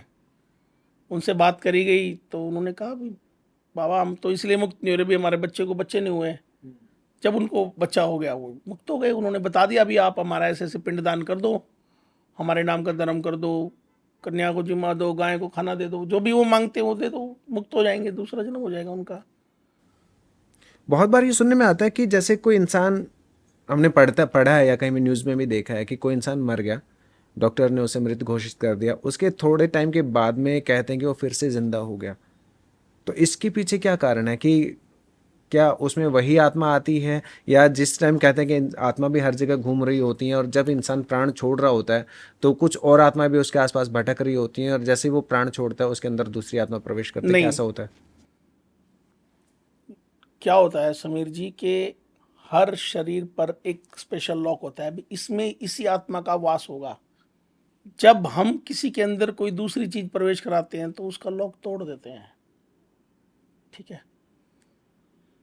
जब वो लॉक टूट जाता है तो उसमें कोई भी चीज प्रवेश करना शुरू हो जाती है। हमारे पास जब लोग आते हैं इलाज कराने के लिए, तो कुछ लोग ऐसे होते हैं जो ये कहते हैं भी इसके अंदर चीज को बुलवाओ, तो हम ये कहते हैं बुलवा देंगे, उसके बाद क्या होगा हमारी जिम्मेवारी नहीं है, जो चीज आ जाएगी उसको काट देंगे, मगर उसके बाद इसका घर, इसका शरीर एक खुला घर हो जाएगा, उसमें कोई भी प्रवेश कर सकता है।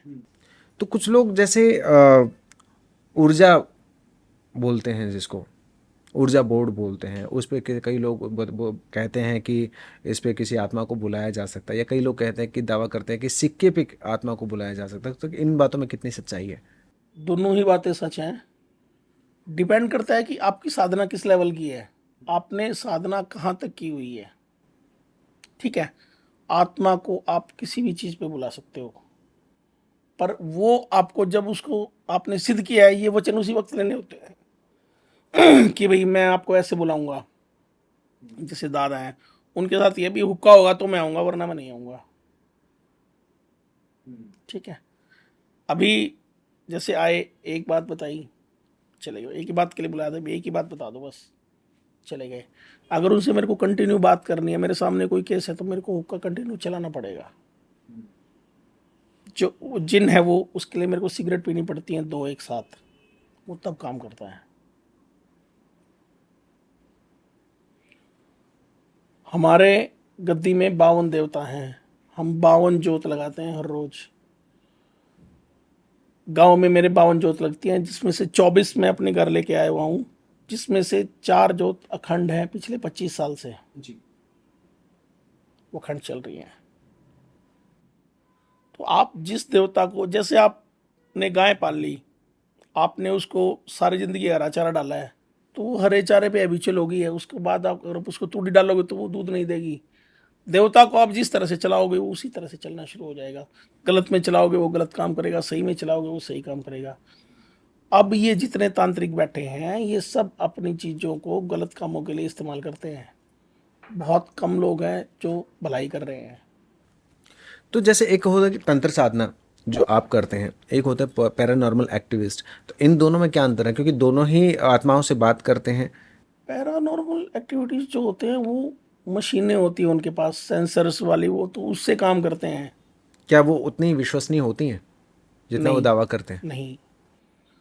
अभी क्या है, हम यहाँ बैठे हैं और मान लीजिए एक हमारे साथ कोई एक पैरानॉर्मल एक्टिविटीज में बैठा है, उसकी मशीन बताएगी कि यहाँ ये चीज़ है, यहाँ पे कोई एनर्जी है। एनर्जी है। हम्म। हम ये बताएंगे औरत है, मर्द है, बच्चा है, बूढ़ा है, वो सिर्फ एनर्जी बताएगा। हम ये बताएंगे ऐसे मरा था ये, इतने टाइम पहले मरा था ये अपने आप आया है, इसको किसी ने भेजा है। पैरानॉर्मल एक्टिविटीज है एक नंबर वाला क्वेश्चन, और जो तांत्रिक है वो है विस्तार पूर्वक वर्णन करें, डिटेल में डिटेल्स में। इंटेरोगेशन होती है पूरी। तो कुछ लोग जैसे ये सुनने में आता है कि जैसे बॉलीवुड एक्टर्स हैं जिनकी अननेचुरल डेथ मानी जाती है, जैसे श्रीदेवी का कई बार बीच में आया था कि एक कोई भी इंसान है वो बाथ टब में डूब के कैसे मर सकता है ना, या जो मिस्ट्री होती है कुछ जो अनसॉल्व होती हैं, कि क्या आपने अपनी तरफ से कभी जानने की कोशिश करते हैं कि इसके पीछे क्या रहा होगा? कभी आपका ऐसा मन हुआ कि आज मैं पता करता हूँ? एक्चुअल में क्या है कि बहुत सारी डेथ होती हैं जो एबनॉर्मल होती हैं। ये डर रहता है कि क्या पता क्या सामने आ जाए। कुछ चीज़ें हम ये सोचकर भी नहीं देखते हैं कि कुछ चीज़ें पर्दे में रहे तो अच्छा है। हम्म। क्या कई बार ऐसा भी होता है कि हम किसी आत्मा को बुला रहे हैं लेकिन वो नहीं है, उसकी जगह कोई दूसरी आत्मा आ गई? हाँ, ये जो ऊर्जा बोर्ड है, सिक्का है, कटोरी से बुलाते हैं, सेपरेट कॉलिकम, इन सब चीज़ों में हो सकता है। गद्दी में तो सेट है, पैरामीटर सेट है गद्दी के, तो जिसको बुलाओगे वही आएगा, दूसरा कोई आ ही नहीं सकता है। क्योंकि जो अपने गेट पे पहरेदार जो लगा रखे हैं, वो एंट्री नहीं करने देंगे दूसरे को। फिल्टर लगाए हुए हैं हाँ, ऑलरेडी। फिल्टर। अब जैसे मेरे घर के गेट पे मेरे दादा हैं, हर चीज़ पहले पूछेगी उनसे, मैं जा सकती हूँ? दादा मेरे को बताएंगे इसको आने देना है अंदर? हाँ जी, आने दो इसको अंदर। एंट्री होती है, उसके बाद फिर मैं बोल देता हूँ 5 मिनट के लिए चाहिए है, 5 मिनट बात करनी है, फिर वापस निकाल देना। 5 मिनट बात करता हूँ, उसके बाद उसको वापस निकाल देते हैं बाहर। तो राज जी, जैसे हमारी इंसान की इच्छा होती है ना, जैसे कभी नॉनवेज खाने की इच्छा होती है, कभी पिज्ज़ा बर्गर खाने की इच्छा होती है, कभी ड्रिंक करने की इच्छा होती है, तो जो जिन होते हैं तो क्या उनके भी कभी कोई डिमांड आता है कि आज मुझे नॉनवेज खाना है या आज मुझे ड्रिंक करनी है? कभी ऐसा होता है? हाँ, हर चीज़ का अलग अलग वो होता है उसमें जी। कुछ चीज़ें हैं जो मिठाई लेती हैं, कुछ चीज़ें हैं जो अंडा लेती हैं, कुछ चीज़ें शराब लेती हैं, कुछ चीज़ें मांस लेती हैं, कुछ कच्चा लेती हैं, कुछ पका हुआ लेती हैं। सबकी अलग अलग डिमांड्स होती हैं। तो जैसे कोई से जिन ने आपसे डिमांड किया हो कि आज, या कभी ऐसी घटना घटी हो कि आपके पास आए हों और आपको कुछ।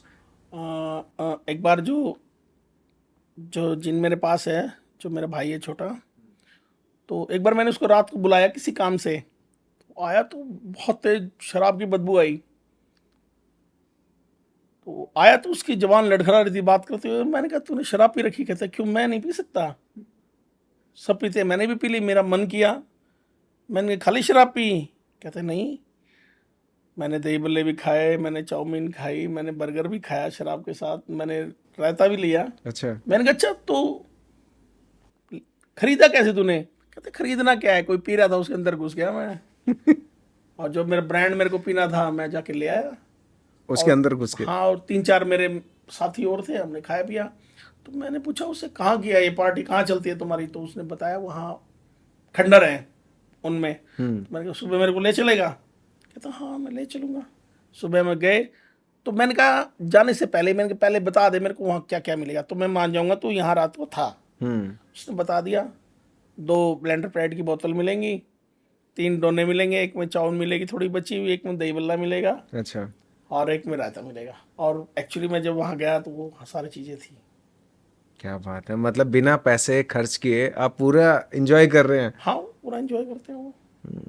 तो क्या कभी ऐसा भी हुआ कि ये जिन आपका छोटे भाई की तरह आपके साथ आपने कहा कि रखा हुआ है, उसके अलावा किसी और जिन से कभी पाला पड़ा हो? कभी किसी का आप केस निवारण करने हाँ के लिए हाँ, गए एक हो बार कभी? क्या हुआ कि 2022 की बात है, मैं रात को सो रहा था, तो कोई आया घर पे, तेज तेज उसने गेट नॉक किया। तो कैमरे लगे हुए, मैंने कैमरे में देखा अभी कौन है। बाहर आके पूछा, मैंने बोला एक बार चलना पड़ेगा बाबा जी, ऐसे ऐसे किसी को दिक्कत है। तो हम उनके घर गए, तो जो शादी हुई थी, लड़के ने लव मैरिज करी थी, उस बहू को दिक्कत थी। तो बहू ने सास ससुर को गर्दन पकड़ के उठा रखा था ऊपर, ऊपर तक? ऊपर तक। मैंने देखा तो उसने, मैंने कहा क्या रही है, तो उसने छोड़ दिया उसको। हम्म। तो बोले कि हर रोज 12 बजे इसको रात को दिक्कत होती है ये। तो उठा लेती सास उठा ससुर लेती है, को? सास को मारना शुरू कर देती है, चीखना चिल्लाना शुरू कर देती है, जो जो सामने आता है उसको चोट मारती है। तो काफ़ी देर तक उसको दिक्कत नहीं हुई, तो मैं बाहर चला गया। मैंने कहा होगी दिक्कत, मेरे बाहर जाते ही उसको दिक्कत हो गई। तो जैसे ही वो चीखना चिल्लाना उसने शुरू किया, मैंने जाके उसकी उंगली पकड़ ली। मैंने पूछा उससे, भाई तू कौन है? कहता है मैं, मेरा नाम असलम है। मैंने कहा कहाँ से हो? कहता है मैं आगरा से हूँ। लड़की के पीछे क्यों पड़ा हुआ है? कहता है ये मेरी है। मैंने कहा तूने पैदा की है, बाप है तू इसका, तेरी कैसे है? हाँ। भाई दो ही चीज़ें हैं, या तो तू परमात्मा है तूने बनाई है, या तू बाप है तूने पैदा की है। कहता नहीं बाबा तेरे को समझ में नहीं आएगी। मैंने कहा क्यों, मेरे को समझ में क्यों नहीं आई? कहता कभी किसी से प्यार किया है?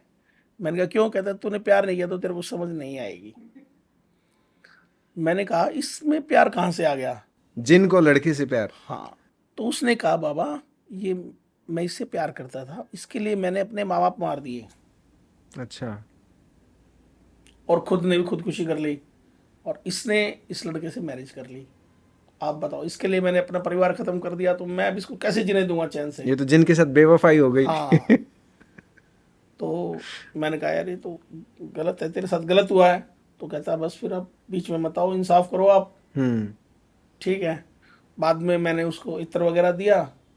तो जिन्नात जो होते हैं, प्रेत जो होते हैं, इनको खुशबू बहुत पसंद होती है, बहुत अट्रैक्ट होते हैं, जिन स्पेशली। हम्म।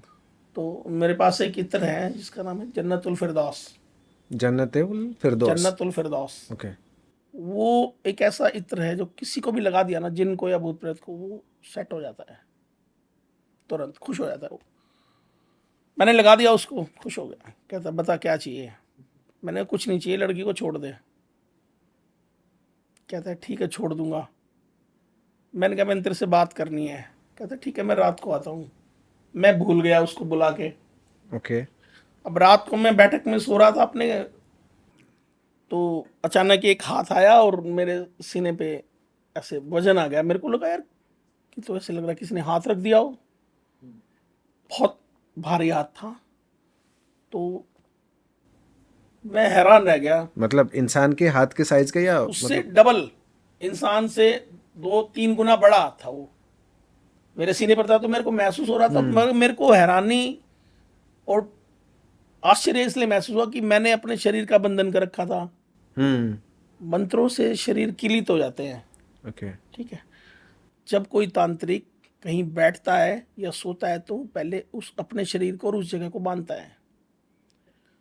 मैंने अपने शरीर का बंधन किया, मैंने अपने बिस्तर का बंधन कर रखा था, मैंने अपने घर का बंधन कर रखा था। बाहर मेरे पैरा लगा हुआ था देवता का। मैं हैरान हो गया अंदर कैसे आ गया। अब मैंने थोड़ा चद्दर के नीचे से हाथ निकाल के ऐसे हाथ लगाया तो उस पर बड़े बड़े बाल थे। हैरान हो गया ये कैसे पहुंच गया अंदर, कौन है ये? मैंने फिर दादा से पूछा, मैंने कहा ये कैसे आ गया? दादा हंसने लगे, कहते तूने निमंत्रण दिया था भाई, हमने नहीं घुसाया, तू उसको बुला के लाया था। दिन में बोला था कि रात दिन को में आना। बोला था ना, तो ये आया है। अब तूने बुलाया था तो हमने भी नहीं रोका इसको। फिर मैंने उससे पूछा, मैंने कहा बता लड़की को छोड़ेगा? कहता है छोड़ दूंगा, आप मेरे को रख लो अपने पास, मैं काम करूंगा। तो मैंने कहा क्या काम करेगा? कहता मैं आपको एक सट्टा रोज दूंगा। मैंने कहा नहीं आया तो कहता आप मेरे पिछवाड़े पे लात मार के निकाल देना। दूसरा कहता है कि आप जिसकी भी कामना करोगे उसी को मैं आपके पास ले आऊंगा, किसी भी चीज की? किसी ओके। लड़की की। लड़की की, ओके। मतलब कोई भी लड़की बोल दिया, कटरीना कैफ बोल दिया तो? हाँ। तीसरा उसने बोला कि भी अगर किसी में आपको आपके कोई काम में रुकावट है तो मैं वो खोल दूंगा। ठीक है। चला गया वो। बाद में जब मैंने अपने ईस्ट से, अपनी गद्दी के जो मालिक हैं, जो दादा हैं, उनसे इस बारे में डिस्कशन किया तो उन्होंने मना कर दिया कि ये अच्छी चीज़ें नहीं होती हैं, ये बाद में घर की बच्चियों पे, घर की औरतों पे नुकसान करना शुरू कर देती हैं। तो मैंने उसको फिर नहीं रखा, उस औरत पे से हटा दिया उसको, वो जाने दिया। ओके।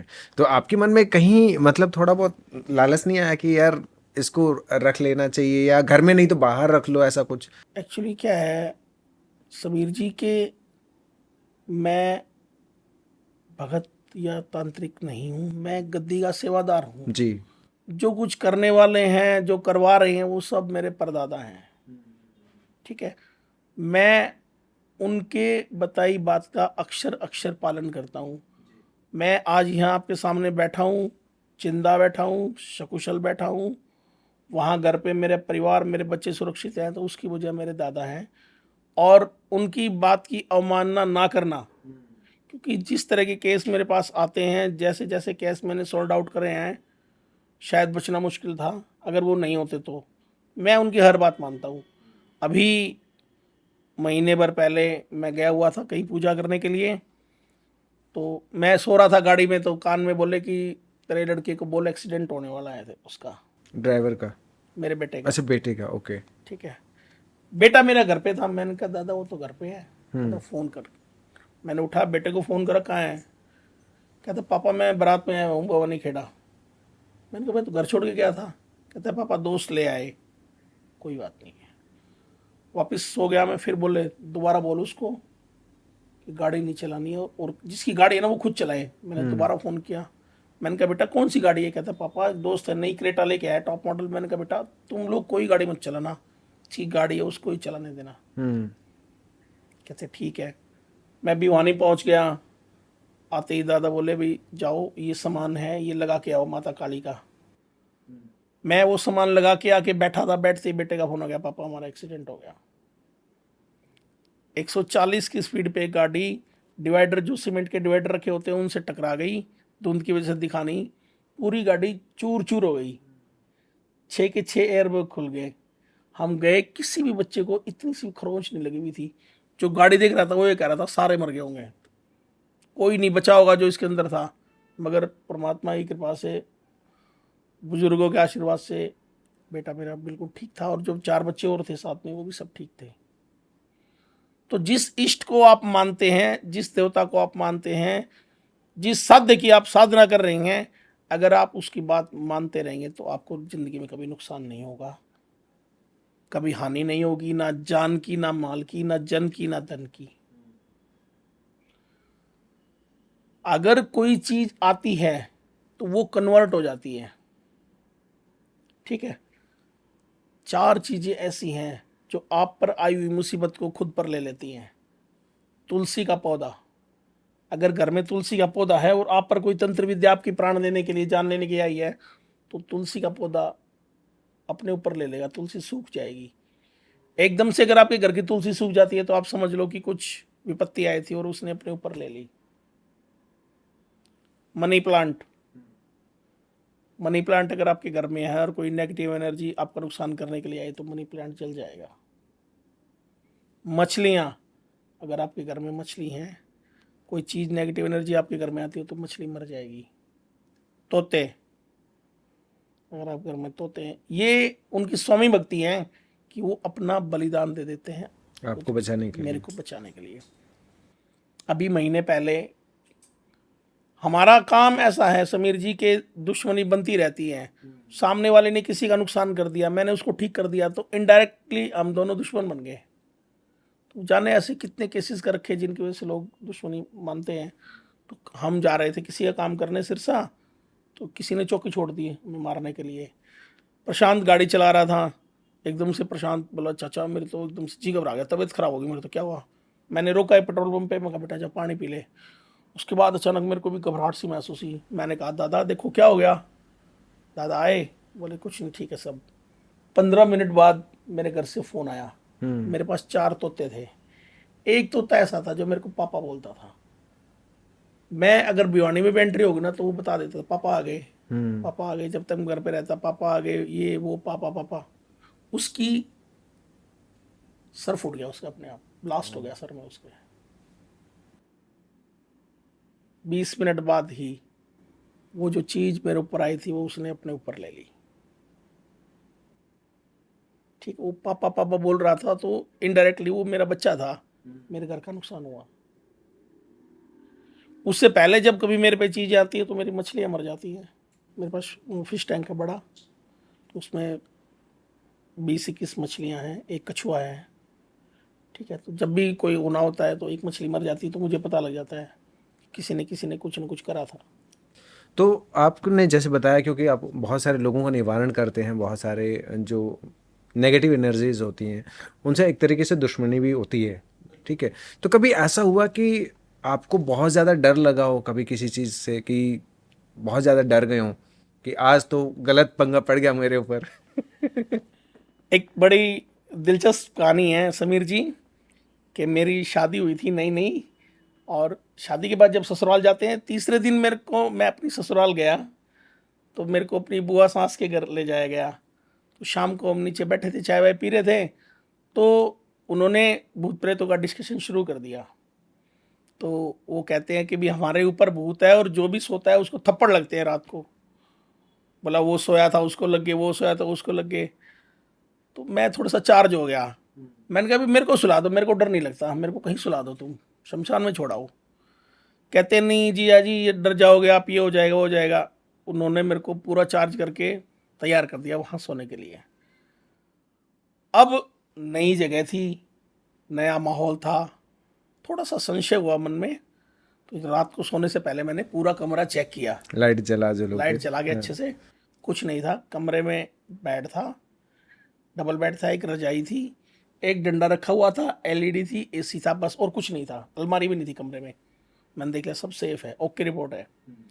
मैं बैठा, मैंने शरीर का बंधन किया, फिर मैंने अपने बेड का बंधन किया, उसके बाद मैंने कमरे का बंधन किया और घर का भी कर दिया, पूरे घर का भी घर में ही नहीं आए कोई चीज़। मैं क्या बेइज्जती हो जाएगी, नई नई शादी हुई, कह रहे थे अभी मैं डरता नहीं हूँ।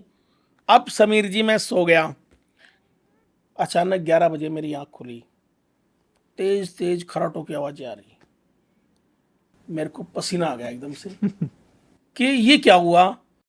मेरा बंधन, शरीर का बंधन, कमरे का बंधन, गद्दी का बंधन, इतना कुछ हो इतनी सारी सिक्योरिटी के बाद भी। इतनी सिक्योरिटी, जेड सिक्योरिटी से भी ज़्यादा हो गई है। हाँ।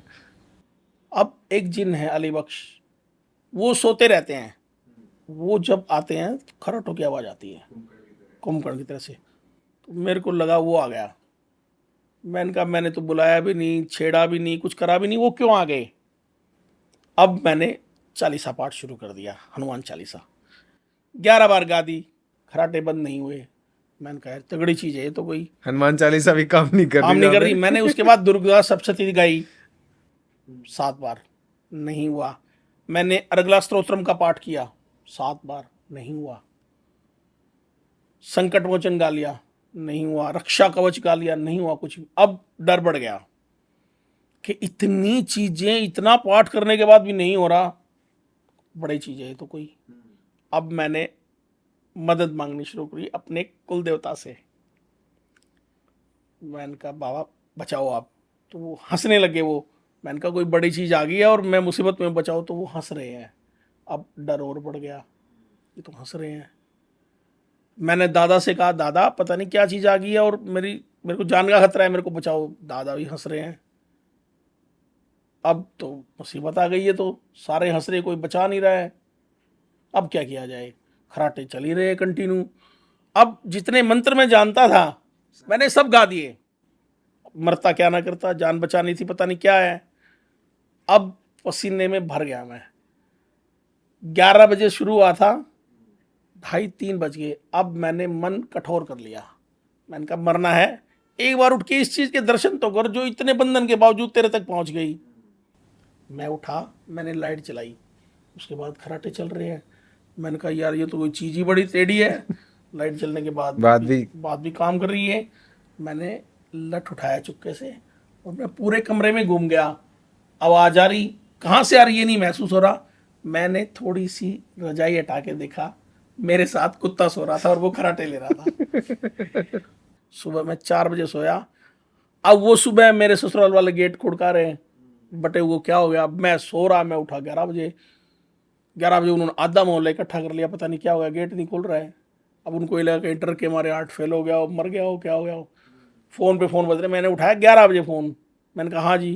कहते जी आपने ये क्या किया, ये है आप। मैंने कहा जी मैं सो गया था, मैं सुबह सोया हूँ। उस दिन मेरे को लगा कि यार कोई बड़ी चीज़ आ गई है। पहली बार मैंने डर को महसूस किया था। अब हमारे काम की वजह से शमशान में जाना पड़ता है, रात को चिताओं के पास सामान लगाना पड़ता है, सिद्धियां करनी पड़ती है, चीज़ों से कभी डर नहीं लगा।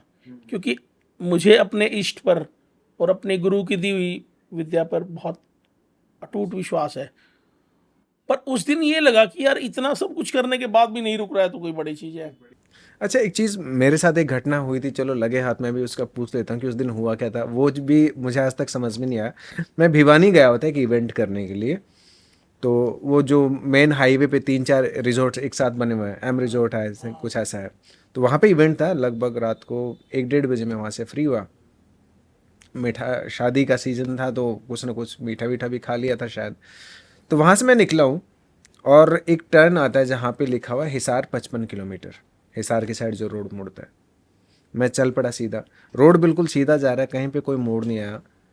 11 किलोमीटर लगभग गाड़ी चली है। उसके बाद में सिर्फ एक कट आता है, जैसे मैं उस मोड़ से मुड़ता हूँ तो फिर ऊपर नज़र पड़ती है, वही बोर्ड, वही सेम बोर्ड लगा हुआ है, हिसार 55 किलोमीटर।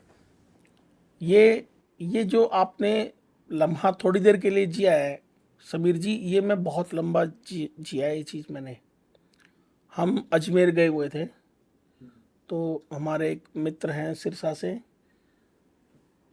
नई गाड़ी ली थी उन्होंने, तो हम अजमेर चले गए। तो वहाँ ऊपर तारागढ़ पे परी को देखा मैंने। अच्छा। ठीक है, परी की एक विशेषता है, वो जिसके पास रहेगी उसको कभी बूढ़ा नहीं होने देगी।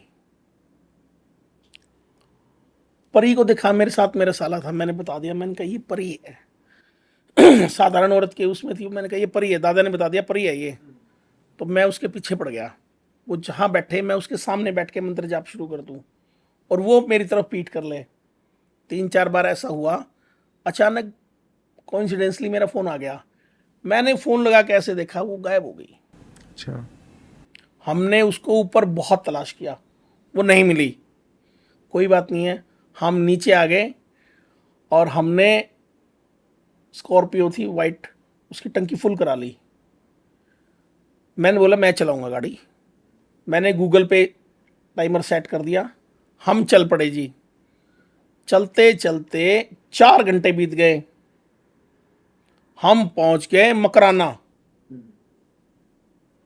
गलत रूट पे, जबकि गूगल चला रखा हमने। मकराना पहुंच गए तो मैंने बोर्ड वोर्ड देखे, मैंने कहा यार मकराना कैसे आ गए अपन। हमने नीचे उतर के देखा, मकराना आगे 4 घंटे से चल रहे हैं, हम्म। तेल का डंडा एक भी नीचे नहीं आया। 4 घंटे से चल रही 4 घंटे से गाड़ी चल रही। तो बोला गुरुजी डंडा नीचे नहीं आया। और मैंने कहा नहीं गाड़ी हो सकता है, उसने खोल के लगा के देखा, तिल्ली तो ऊपर तक भरी टंकी दिखा रही। हैरान हो गए। मैंने कहा गूगल भी चला रखा है यार। बोला आप बैठो गुरुजी मैं चलाता हूँ। उसने वहाँ से 4 घंटे से शुरू की, 6 घंटे में हम लोग पिलानी पहुँचे। डंडा एक भी कम नहीं हुआ, फिर भी नहीं कम हुआ। मतलब टोटल 10 घंटे से गाड़ी 10 घंटे चली। से गाड़ी चल रही है, डंडा एक भी कम नहीं हुआ। टंकी खोल के देखो फुल है। हम जूही पहुंच गए। जूही एक शहर है भिवानी से थोड़ा दूर। तो काफ़ी देर हो गई थी, हमने कहा अभी रोक लो, बाथरूम वाथरूम करेंगे, पानी की बोतल लेनी है, चाय पियेंगे। हम वहाँ रुके, हमने वहाँ चाय पी, पानी पिया हमने। उन लोगों ने पूछा जी कौन सा शहर है, मैंने बताया जूही है ये। ठीक है, उसके बाद वहाँ से भिवानी 28 किलोमीटर है। मैंने बोला काफ़ी देर होगी तेरे को चलाते हुए, चल अब मैं चलाता हूँ। मैं बैठ गया स्टीयरिंग पे, मैंने गाड़ी ड्राइव करी 125-130, 1 घंटे गाड़ी चली। मैंने कहा यार भिवानी नहीं है, क्या हो गया। उतर के देखा तो हम वहीं खड़े थे, अच्छा। उस ढाबे से थोड़ा सा दूर। वो कहता है कि गुरुजी अपन तो वहीं खड़े हैं। मैंने कहा वहाँ कैसे खड़े हैं, 120 पे गाड़ी चल रही है यार, अपने को तो 10 मिनट में पहुंच जाना चाहिए था। अब उसने वो बोर्ड दिखाया, बोला अपन ने चाय पी थी, ये देखो वही था वो।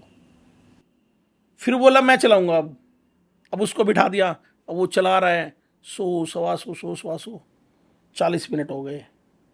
मैंने कहा यार 40 भिवानी इतनी दूर तो है नहीं। तो हमने रुक के देखा, हम फिर वहीं खड़े हैं। अब दिमाग के तार हिल गए। अब देखा ऊपर तो वो परी बैठी गाड़ी के ऊपर। कहती है तू लेने आया था, मैं चल रही हूँ, चल देख लेती हूँ तेरे अंदर कितना दम है। अब तोते उड़ गए, अपने को तो आगे पीछे दादा दिखते हैं। मैंने कहा, दादा बचा। अब कहते भाई उड़ता तीर क्यों ले रहा था तू, तेरे को क्या करी थी, तू पड़ी लकड़ी तूने खुद ने ले ली, वो अपनी जगह पे थी, क्यों परेशान किया तूने। जब तेरे को एक चीज करना ही नहीं आती तो क्यों डाल रहा है उसमें हाथ तू। मैंने कहा अब गलती हो गई, अभी बचाओ। कहता ये खून लेके जाएगी, ऐसे जाएगी नहीं। अब मैंने कहा खून, मैंने साले की तरफ हाथ कर दिया, मैं कहा इसका दिलवा दूं। कहते ना तेरा ही लेगी। अब गाड़ी में चाकू पड़ा, मैं चाकू से तो नहीं काटा जाएगा भाई मेरे से। तो फिर कागज वागज पड़े थे, उनमें एक ऑल पिन थी, ऑल पिन ऐसे करके ऑल पिन मैंने टक किया, एक ब्लड आया, उसको दे दिया, वो चली गई। कहती तेरे को तो दिया छोड़। 15 मिनट में हम भिवानी पहुंच गए। मैंने उनसे कहा भी आप मत जाओ, आप यहीं रुक जाओ। कहते नहीं हमें जाना है, बहुत लेट हो गए हम। तो मैंने उनसे कहा कि रास्ते में रुकना मत और सफ़ेद मिठाई मत खाना। बोले जी ठीक है। 20 बार कहा मैंने उनको, रास्ते में रुकना मत और मिठाई मत खाना सफ़ेद, रुक जाओ तो अगर इमरजेंसी तो। रात को 2-2:30 बजे चले वो भिवानी से। बाबूजी 11 बजे सुबह फ़ोन आता है कि हम जींद खड़े हैं। अच्छा। आधी रात और आधा दिन। वो जींद खड़े हैं। मैंने कहा क्या किया था रास्ते में? बोला कुछ ना जी, नींद आने लगी थी, चाय पी थी, मैंने एक पेड़ा ले लिया था 80 का। अब वो कह रही है कि गाड़ी नहीं चल रही है, मैं नींद आ रही है। फिर मैं भिवानी से एक बच्चे को साथ गाड़ी लेके गया, उस गाड़ी में उनको बिठाया, वो गाड़ी मैंने चलाई, तब मैं उनको छोड़ के आया। तो कुछ चीज़ें ऐसी होती हैं जो खुद पर गुजरती है ना, तो ही आदमी को यकीन होता है, दूसरे का नहीं होता। अब मैंने पहले भी सुना हुआ था ऐसा, पर कहीं ना कहीं ये होता था ना, ऐसा थोड़ी ना हो सकता है। अब मेरे साथ बीती तो मेरे, अब आपने बताया तो मेरे को पता है, हो सकता है, क्योंकि मेरे साथ बीता हुआ है। वही ना, उस दिन मुझे वो समझ में नहीं आया आज तक मुझे कि ये हुआ क्या था। तो उस वक्त तो मैंने जब रोका 2-4 मिनट तो मैं समझ में ही नहीं आ रहा था। फिर 2-4 मिनट के बाद जब कुछ नॉर्मल हुआ, मेरे इधर उधर नज़र गई तो चारों तरफ अंधेरा था, सुनसान था। हर चीज़ अपने आप को प्रूफ करती है कि मैं हूँ।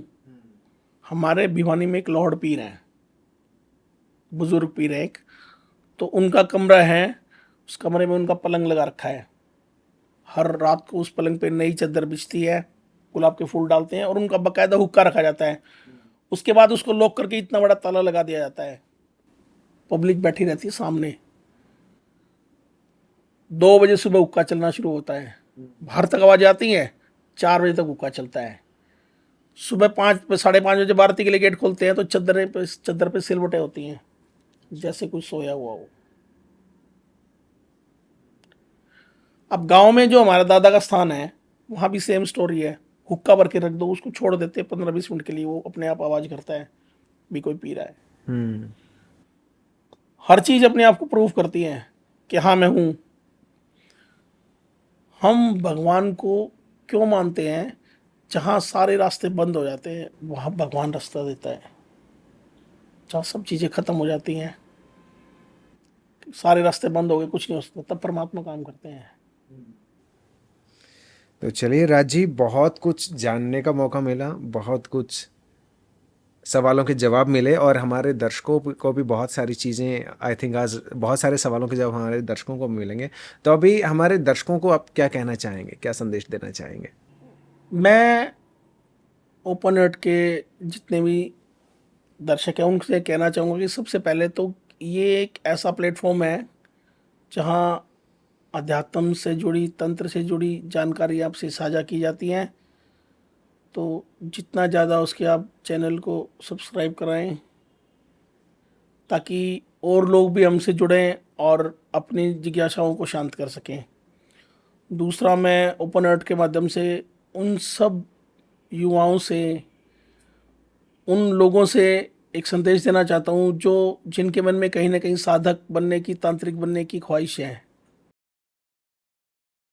अच्छा तांत्रिक और अच्छा साधक सबसे वही होता है जिसके पुश्तैनी काम होता हो। सबसे अच्छा साधक तो वही बनता है। दूसरा, बिना गुरु के सिर्फ किसी वीडियो को देखकर, किसी किताब को पढ़कर किसी भी तंत्र की प्रक्रिया, किसी सिद्धि, किसी तंत्र का निर्माण ना करें। यह आपके और आपके परिवार के लिए जानलेवा हो सकता है। जय भवानी, जय श्री राम। आपका हमारे पॉडकास्ट में आने के लिए बहुत बहुत शुक्रिया राज जी, बहुत कुछ सीखने को मिला और बहुत मज़ा आया आपके साथ बात करके। जय भवानी। तो दोस्तों, ये थे हमारे साथ राज जी, जिनसे बहुत कुछ सीखने को मिला, बहुत कुछ जानने का मौका मिला। आपको ये पॉडकास्ट कैसा लगा, कमेंट करके ज़रूर बताइएगा। और अगर आपके जहन में और भी कोई सवाल रह गया है तो आप कमेंट करके पूछ सकते हैं। मैं कोशिश करूंगा कि वो जवाब मैं राज जी से पूछ के आप तक पहुंचा सकूँ। अगर आपके जीवन में कोई समस्या है तो वो भी आप पूछ सकते हैं। फिलहाल अगर आपने अभी तक इस चैनल को सब्सक्राइब नहीं किया तो इस चैनल को सब्सक्राइब ज़रूर कीजिए और देखते रहिएगा open heart podcast. Thank you.